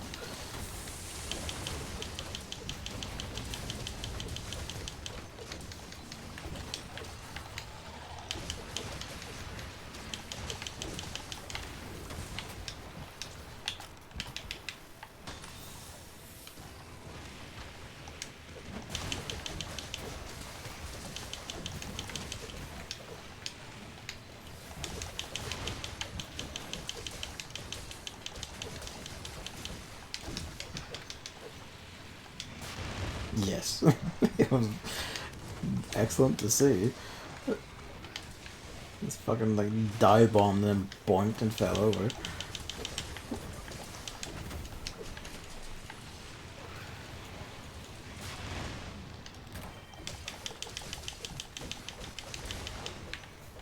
That's not good. That's not good.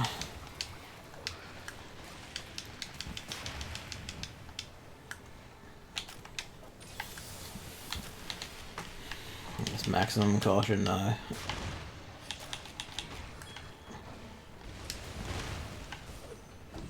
I had like 2/3 of my health. Yeah, I don't know, maximum caution basically means if you're like 80% or below a heal. That's fine.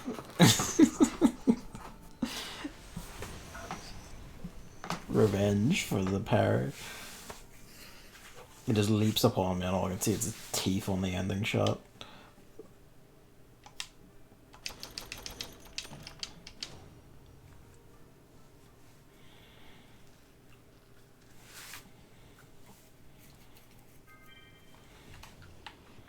The parry was cool.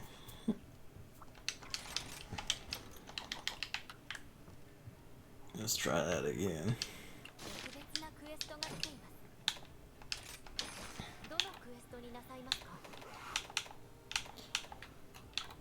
That's right, page 3.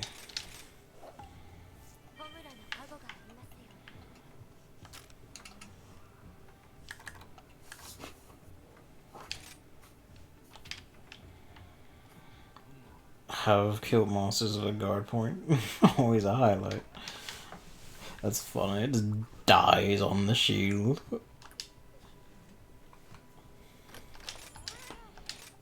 Yeah. I got a pretty interesting talisman. Wide range 2 and botanist 3 with a 2 slot and 2 1 slots. That's pretty good. That's a It's an lot. interesting talisman.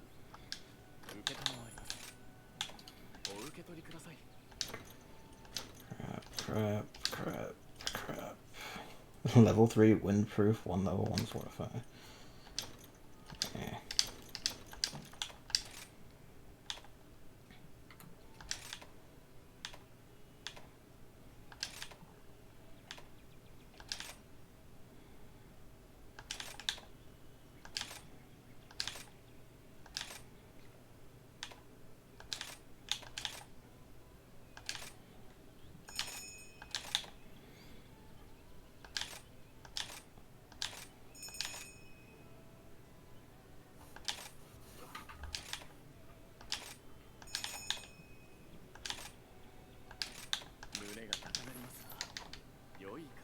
Alright, ready.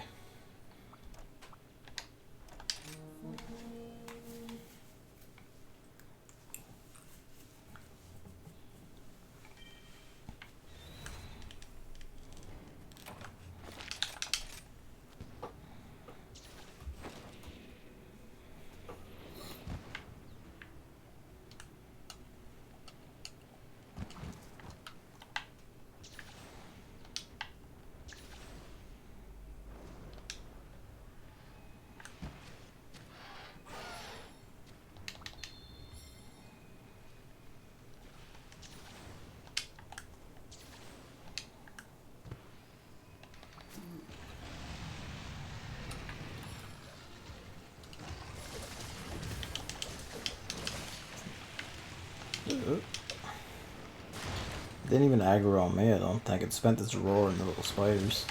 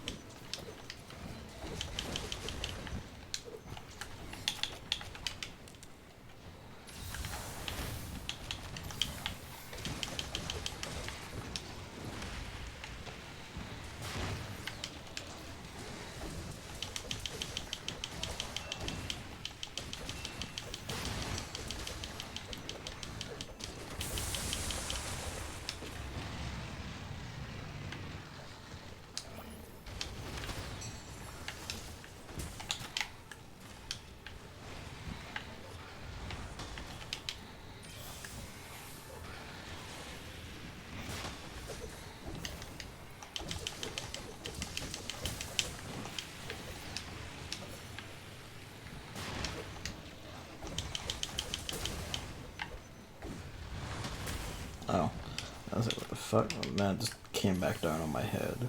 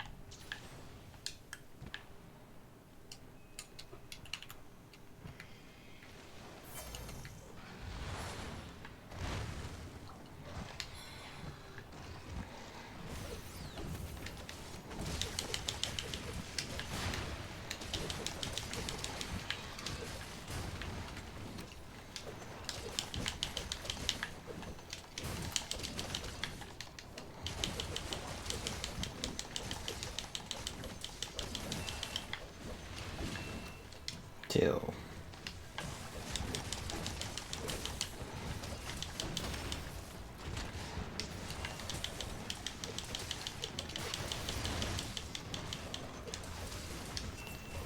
Poison me, what the fuck?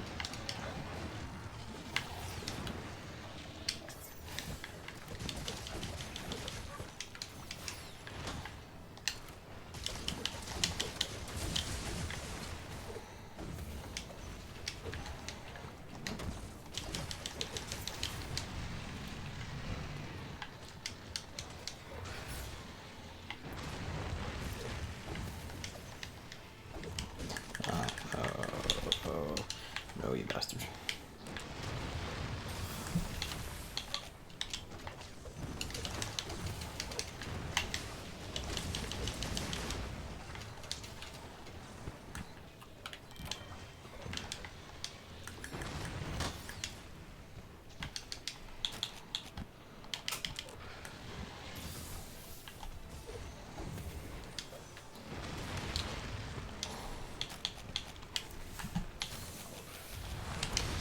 Oh, come on.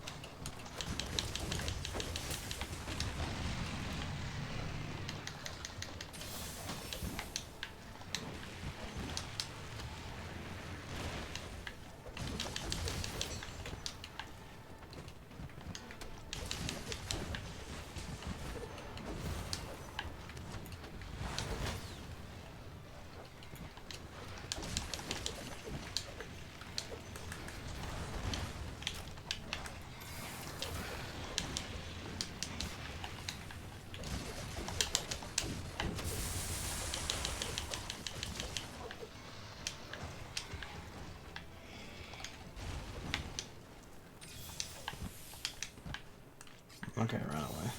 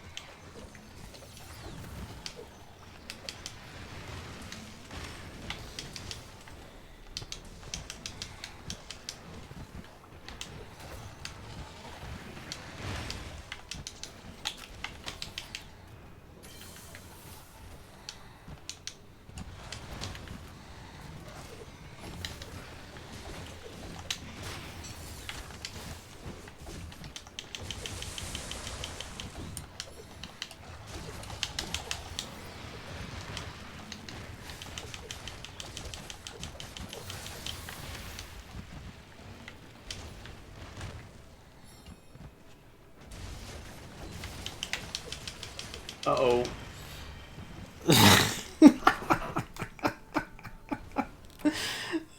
I saw it and began mashing circle backwards and no. Well, that's what I get for sassing it.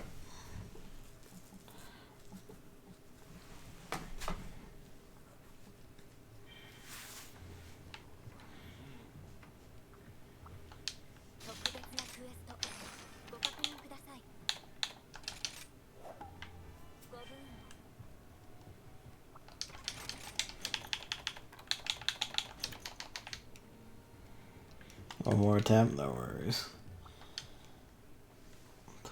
I'm right enough. I'd have to say one more attempt too either way, because it's 11 now.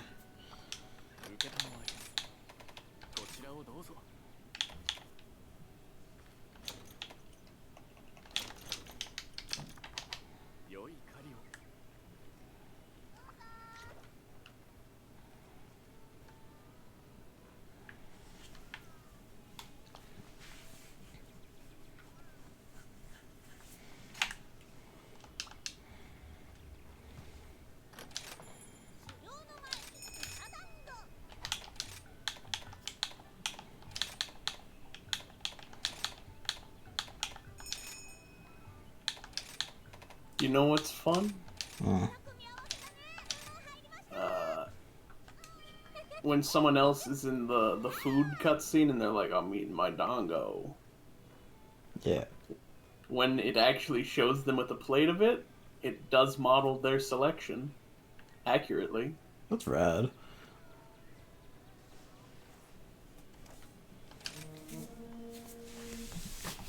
It's a lovely little bit of attention to detail. At least I think it's accurately, unless it's random. But I'm pretty sure Jam got the orange and purple one at the top. Hmm. If it was accurate. Like Defender and Moxie then, I would assume. Secret recipe. Yes.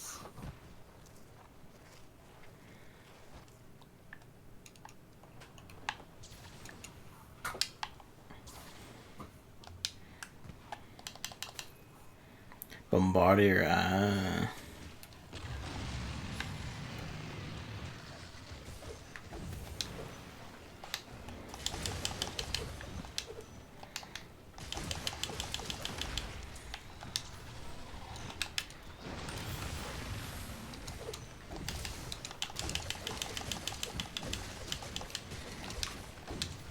Oof.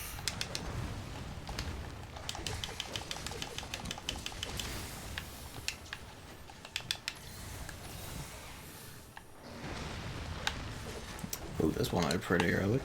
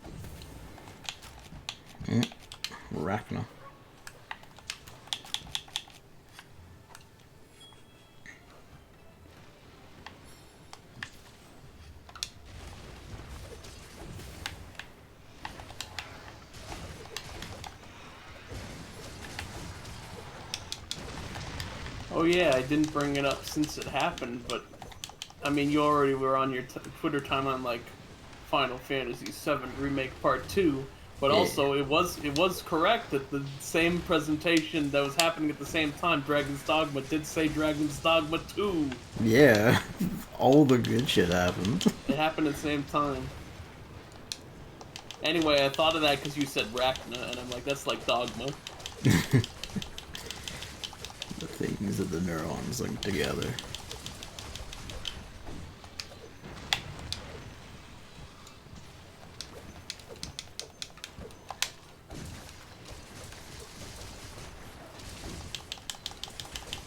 But yeah, Rebirth looks really good. Reunion looks really good. That's the Crisis Core remake that longed for so long.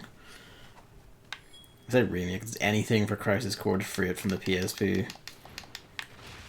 Ow. Bastard.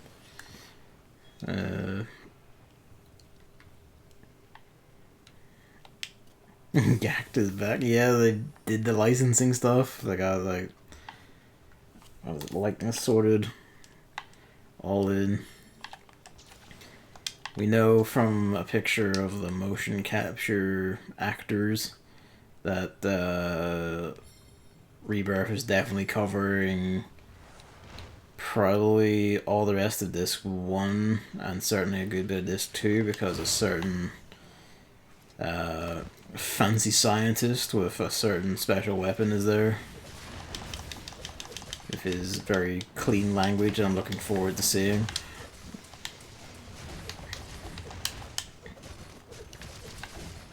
I think it was funny how little substance the Dragon's Dogma presentation had. It was just talking about Dragon's Dogma 1 and being like, it was great, and I had this idea, and then I talked to this guy, and then we were like, this is the cool part about this game, and history, and like it's like a 10-minute retrospective, and then at the end they say, Dragon's Dogma 2, we're wearing the t-shirt for Dragon's Dogma 2, and it's got the logo, and here's the logo, and that's the end of this thing.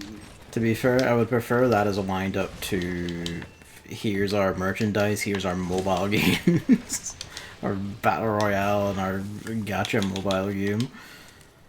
And our merchandise, here, do you want to buy a Buster Sword alarm clock and all that? Oh yeah, it did have a lot of that. Did it also have that? No, I'm talking about for 7. Oh, yeah. Yeah. It was like 10 minutes of talking about Dragon's Dogma 1 and the development history, and Itsuno being like, haha, Dragon's Dogma 1. And then 10 seconds of saying, by the way, there's Dragon's Dogma 2 in development. Yeah. So the 711 out there, they actually had the things to show. And it's kind of nuts. Like, Square Enix had already been popping off this year and everything. But, like, the sheer level of it is insane, because if winter, like, you know, next winter ends up being just right, that means we're going to have Final Fantasy 16 in the summer, and 7 Remake 2 Rebirth in December. Have you realized how close 7.0 has to come out to Rebirth now, though? Yeah, I have, and I've been wondering about that. Like, where does 14 fit in? I feel like Rebirth is going to be late winter, so like February, March. You're probably right, yeah, just because they wouldn't want that to clash with 7.0. And 14 will be early winter. And in fact, I think Rebirth, it's not unlikely to be like, we're going to delay it to early spring. That's a maybe, yeah, but to be fair, they do seem to have like their stuff together pretty well. Cause I don't see much of a difference between late winter and early. It's just like it's that would just be like we're polishing some shit sort of thing. Or even I'm saying in this case it's possibly we're trying to stagger the release window a little. Yeah. Because they're gonna have to do it, because they have, 16 of 14 expansion and fucking like 7 Remake 2 all in like the same year would be too much. So yeah, that one being nudged into Early 2024, I could see being a thing. Yeah. Imagine it though if it wasn't. Now, what I'm also thinking is, Yeah. I think the 14 expansion, it's probably gonna be January, early February if it's gonna be earlier in the way. But if it's December, I then would have that thought it means would be that December. But it could be if they're gonna wrap around exactly like how they yeah. did, or before there was the big delay and stuff, it was actually creeping upward. Like, Oh, A okay. Realm Reborn was August, and then I think Heaven's Word was... Oh, dear.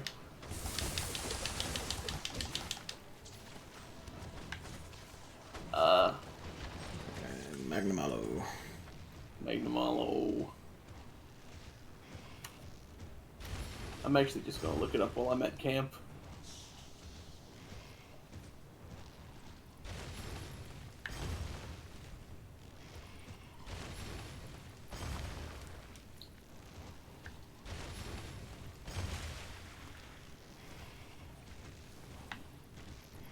Okay.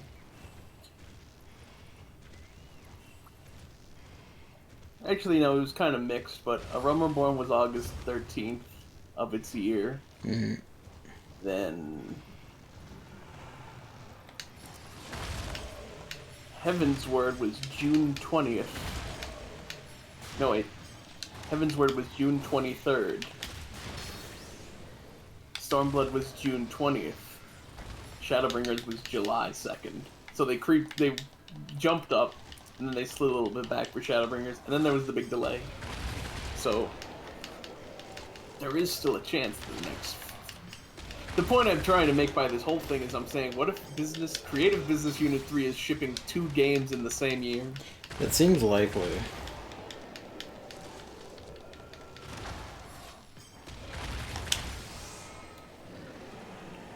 And, like, that's fun to think about.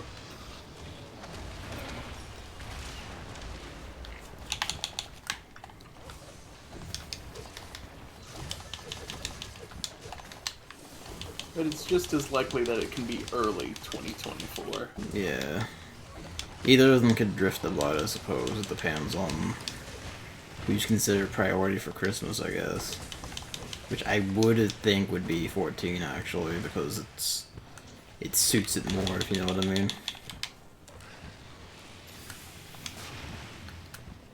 And then you, what is it? You, open the year, so to speak. Well, the financials are still going, but you open the new year with 7 Remake 2, probably. But who knows? The point being that there's going to be many Final Fantasy experiences within the next 2-year period. So many. And, like, fucking, there's Dragon Quest 12, Kingdom Hearts 4. There's a Tactics Ogre remastered lurking around somewhere. It showed its face on the PSN. Oh, I'm probably dead. Uh-oh.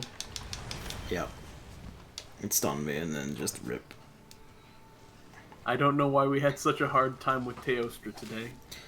Yeah. And that one was just unlucky. It hit me and I got the stun. Because if it didn't get the stun, it'd have been fine. But it got the stun and rip.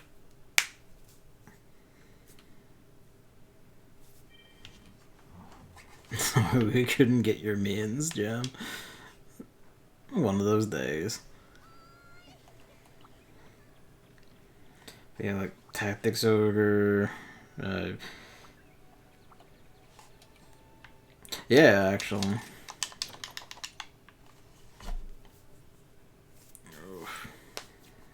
There's also the fact that, remember the one time I was like, did you know Final Fantasy Tactics art director is the UI guy for 14?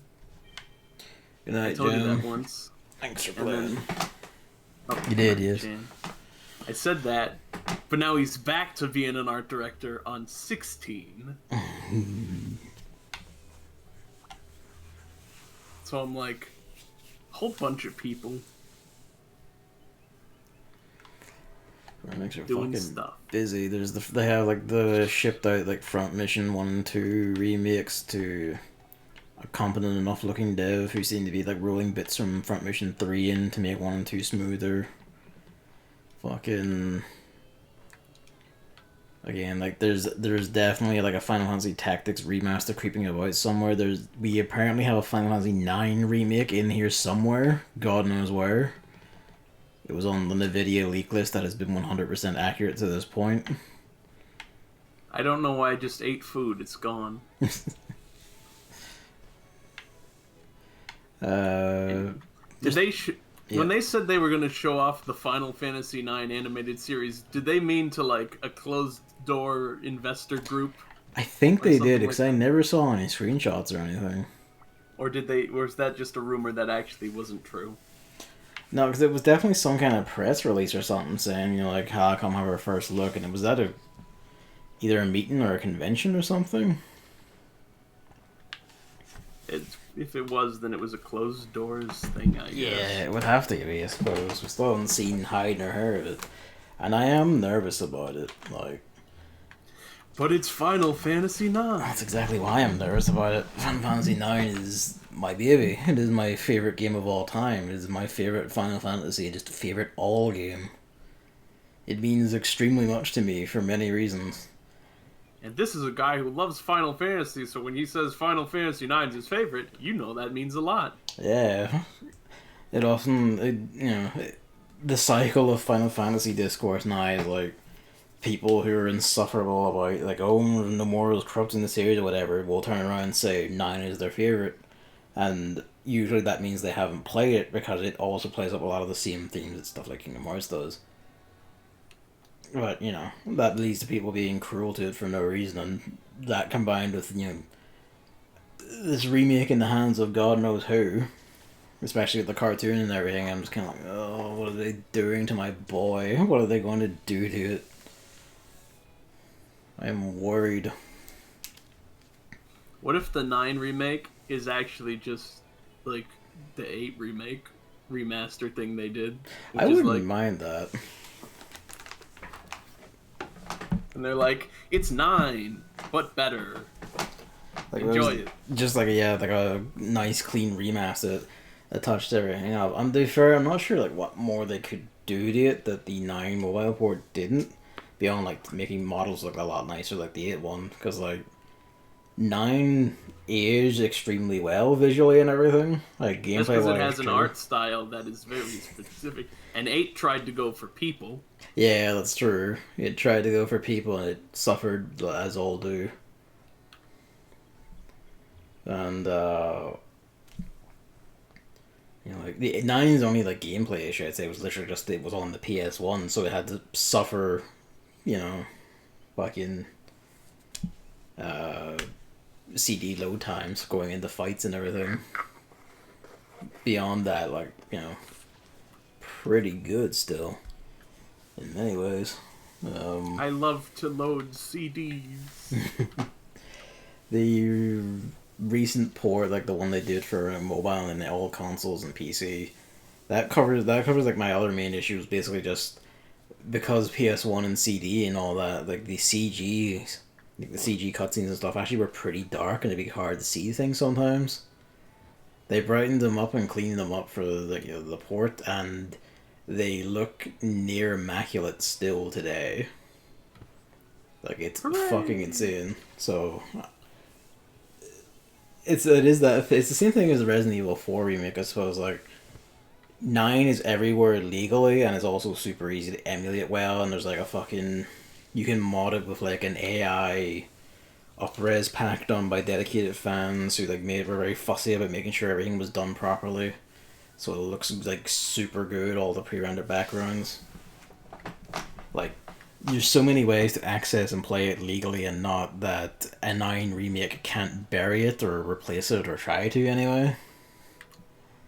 Same way like RE4 is basically all over the place, so I can't be too mad really, because I can just play the one I know and tell people to play that one. But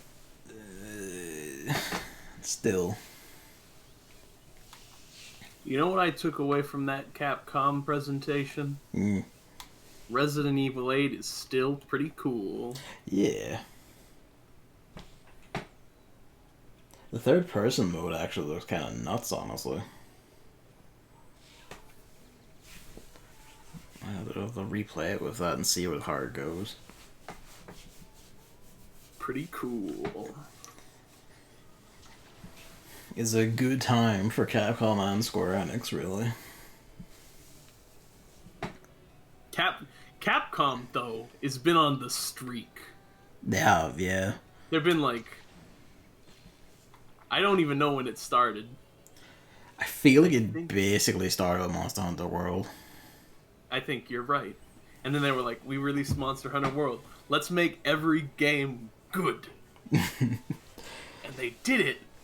Like, because there was World and Iceborne, then there was Mega Man 11, then Devil May Cry 5 made its miraculous return.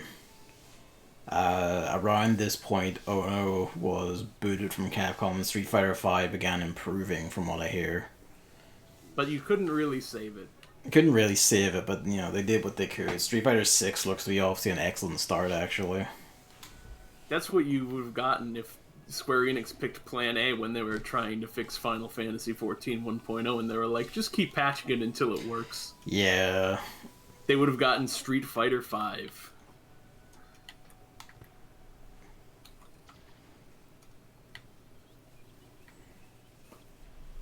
No, Luigi, I just wanted to scratch you. You don't have to wake up and move. You're okay.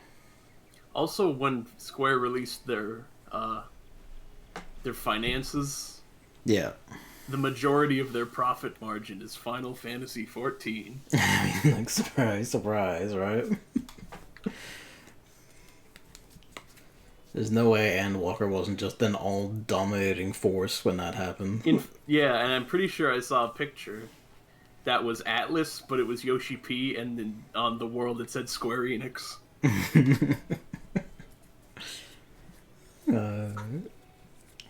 Especially while they're like, oh, we're gonna do the blockchain and the cloud and the big technology, and we sold these companies for peanuts.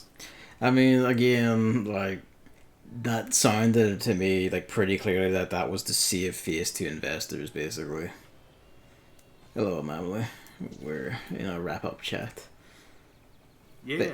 But yeah, like, that seemed to me very clear, like, a cope, almost. It's kind of like, oh yeah, no, we're going to use this to invest in, you know, the sexy new technologies you all claim to be interested in. And not just we're getting rid of the things we don't want to manage because we refuse to. I maintain that Square Enix is going to do blockchain stuff just as much as they're going to do something with cloud gaming. Which is the Nothing. same. Nothing. Nothing. They're going to say it in press releases, And then so never the investors will go, yeah, the cloud? I saw a cloud. It's shaped like a duck. That's the cloud, right? That sounds about right, yeah. Because, I mean, that's what they did with, like, the fucking... Wada set up his Shinra Technologies cloud division. It literally did nothing, ate money, and collapsed, and then he got kicked out. That's it. That's pretty much what it does. Like, at most, like, some idiot might be set up to do that, to, like, run a blockchain division that does nothing, wastes money, vanishes within a year, and then they're just kicked out. Yeah. Still, the business side of Square Enix, pretty silly. Even though their products are banging. It's the tale's old as time. The creative side, fucking immaculate. The business side is just like, a fuck's sake, come on. And I'm saying Square Enix has got a pretty good setup where the business side can say, hey, what about this? And the creative side can say, fuck you. Pretty much. Go away. And then they do. The strength of a very director-focused culture where, you know, the big staff actually do call shots and be able to go like, you know, like, that sounds fucking stupid, maybe not.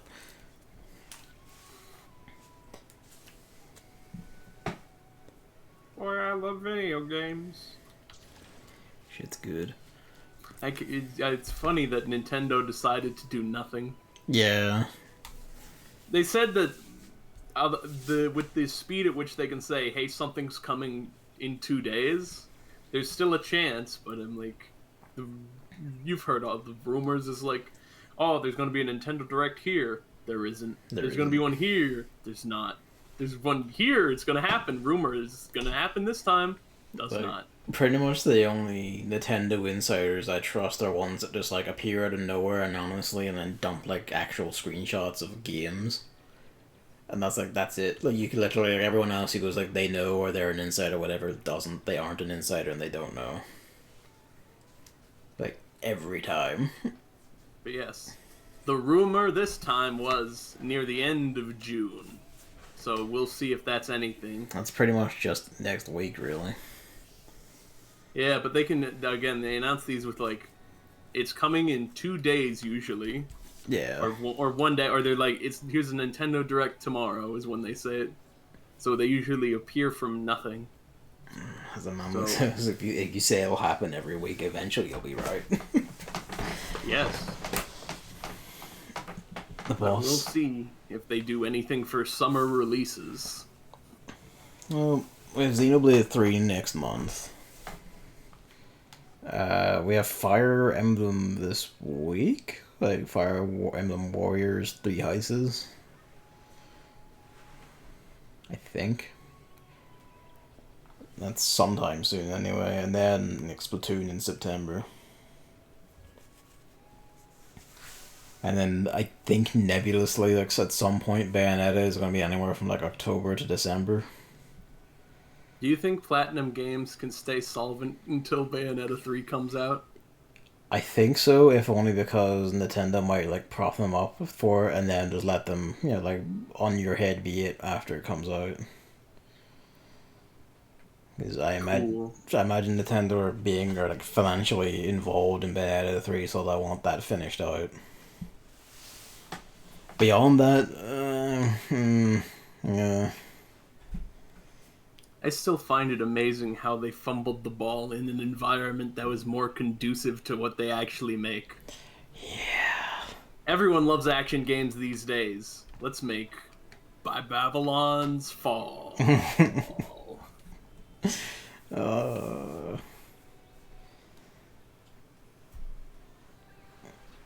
Like it's amazing how they fucked it up.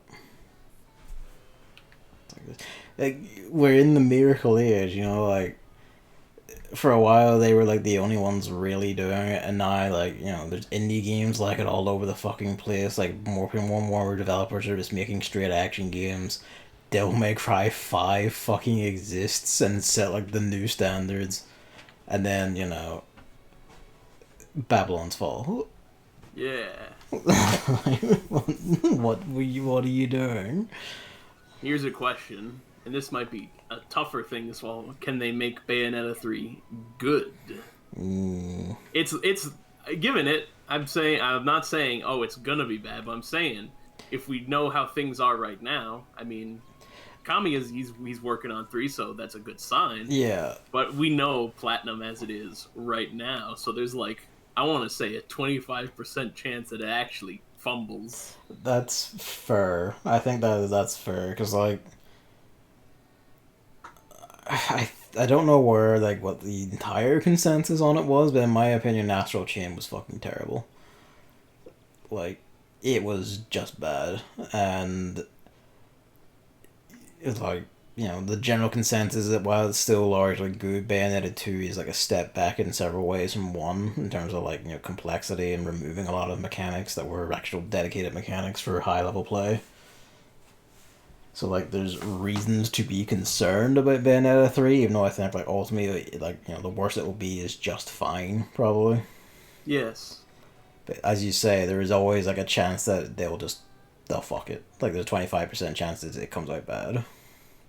And it's only that high because I've been seeing how they've been conducting themselves, and I'm like, you're looking pretty wobbly there, guys.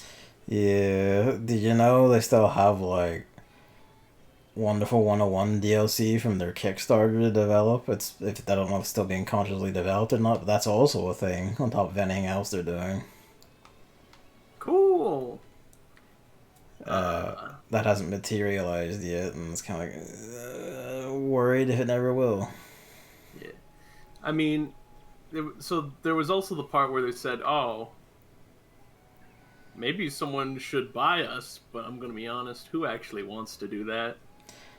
I could see it being something like Tencent, and not in like the evil old mobile out of the mouth thing, because Tencent are like literally just going around going, "Can we just slap our names on your office and you can just continue making the console games you're making?" That's possible, but I'm also saying their IP isn't worth much because what IP do they actually own? That's true. You'd say no, they don't own Bayonetta. Sega owns Bayonetta. I think Nintendo owns Astral Chain, if I remember right. Yeah. Platinum Games is really, they haven't built up IP that is successful. I mean, they have some IP like Wonderful 101, and that is a good game. It's an immaculate game, but it's not valuable as an IP, you know. So they don't really have these assets beyond the developers that work there. So you don't need to buy Platinum Games to get them. You could just let it die and then, you know, go like give them lucrative positions at a new studio and suck them up, yeah. I don't know. I wish Platinum Games turns it all around and goes, we're good again. It would be ideal. It's like, you know, like they do have like there's like immaculate work that studio can do. It's just, you know, can they be let to do them by whoever's running it? And the answer is probably no. Even thinking about it, you know, like their swan song, the thing that saved them, the thing that, you know, like their best, most accepted title was literally Nier Automata, and a large part of that was Yoko Taro. You know, stuff like that.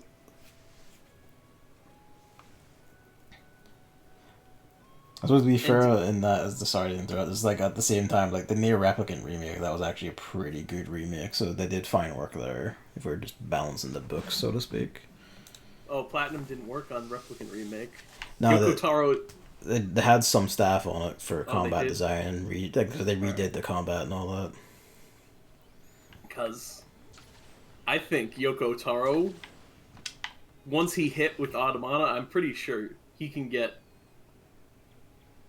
any other studio to do something similar for him. I mean, pretty much, because, like, not only that, but he is dear friends with Yosuke Saito, the biggest, the beefiest producer at Square Enix. That's the funniest part about Yoko Taro, is how it's like, I made a financial flop, but I'm friends with the most powerful man, so he's going to give me infinite chances. Like, Saito is a very funny man, because, like, the entire reason, like, the Saga series is still going, despite just being, like a little... It sells alright, it's a niche audience thing, but it keeps going. It's because it's his pet project. He's a big part in that, and he adores that series, and that's the reason why Square Enix keeps making them. Literally, it's because like, he keeps greenlighting it and just being like, you can't stop me. Yes, the biggest man is like, I'm friends with this guy. He has infinite power, pretty much. If he fails, I'll just give him something else to work on, and then it does a good job. Now we're succeeding. Pretty much. Like, also, like, the voice of card stuff is actually pretty good and been doing good, so he's, Taro's in a fine little place at the moment. I feel like the voice of card stuff, I bought the first one, and I'm like, I'll play that eventually. But they turned around with a sequel, which apparently is not received as well, but still mildly like, yeah. Yeah. With how fast they're turning it around, I'm pretty sure that is not an expensive title to make. Yeah, no, not at all. I'm pretty sure if you sold like a few thousand copies, you'd make back the money you put into it. Yeah. So I feel like he's working on that little project, but I wonder if he's working on anything bigger. Might be. You never know. There was that time when they came out with a release and said, we're working on 2 projects, and one, Yosuke Saito was like, I don't want to do this. Oh no. Was it the card game or is it something else they're working on? And he's like, I don't know if this is a good idea. I hope they turn around and make like one of the jokes like oh, here's the Final Fantasy 14 romance VN, and it turns out like they put Taro on writing that. Yeah. And that's what he means by like I don't want to do this because he doesn't want to give that man that power. And yet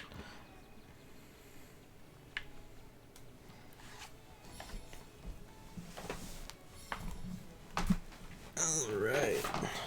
Gaming, it turned into a little podcast at the end. But it's about interesting things to talk about, so who really cares? Everyone wins. Everyone wins. It's not like Annoying. I have to like prepare to sleep because I have to work tomorrow.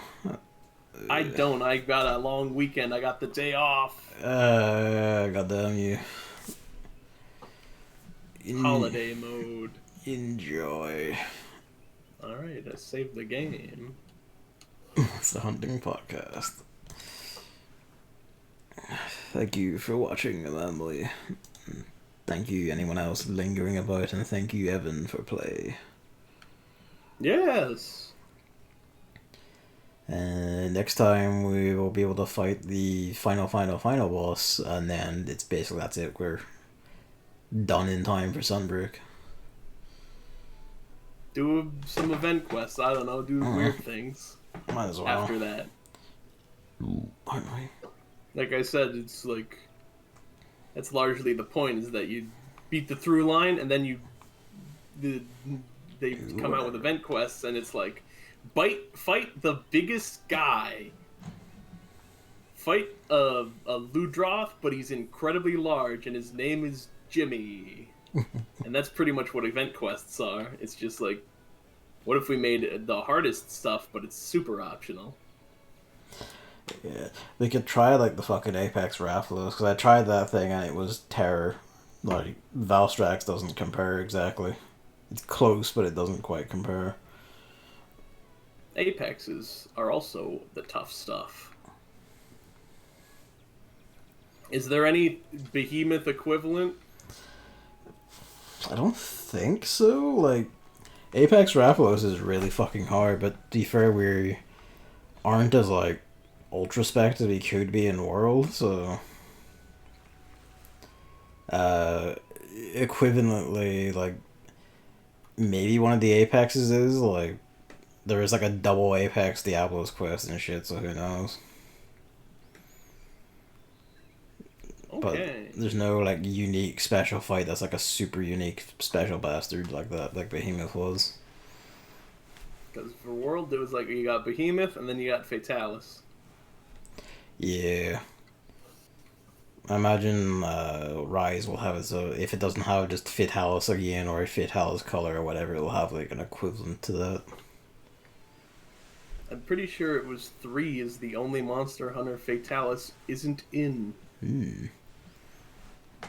Which actually, if this game takes some cues from 3, like it does, yeah, maybe Fatalis is not going to be in it. Maybe. Dude, they do have, like, Gore Magal. I remember what Jan was saying was right. Like, that thing has, like, a nightmare hell form where it, like, evolves wrong or something. So it could be that. Oh, that's not going to be the final super thing. They showed it in the Capcom presentation. Yeah, but, like... That's going to be, like, a regular monster that you yeah, fight. no, that's like, yeah, Gore Magala. Magala, but it has, like, it evolves or grows up into something and it can also mutate wrong. And I'm thinking, like, that mutate version, maybe. I feel like it would have to be something wholly original. I suppose it could be based on, like, I don't know. If it's just, like, Fatalis or some other super... It ends up being Lagia, like Lagia Cross. That guy. They solve the tech and they make that the Super Boss.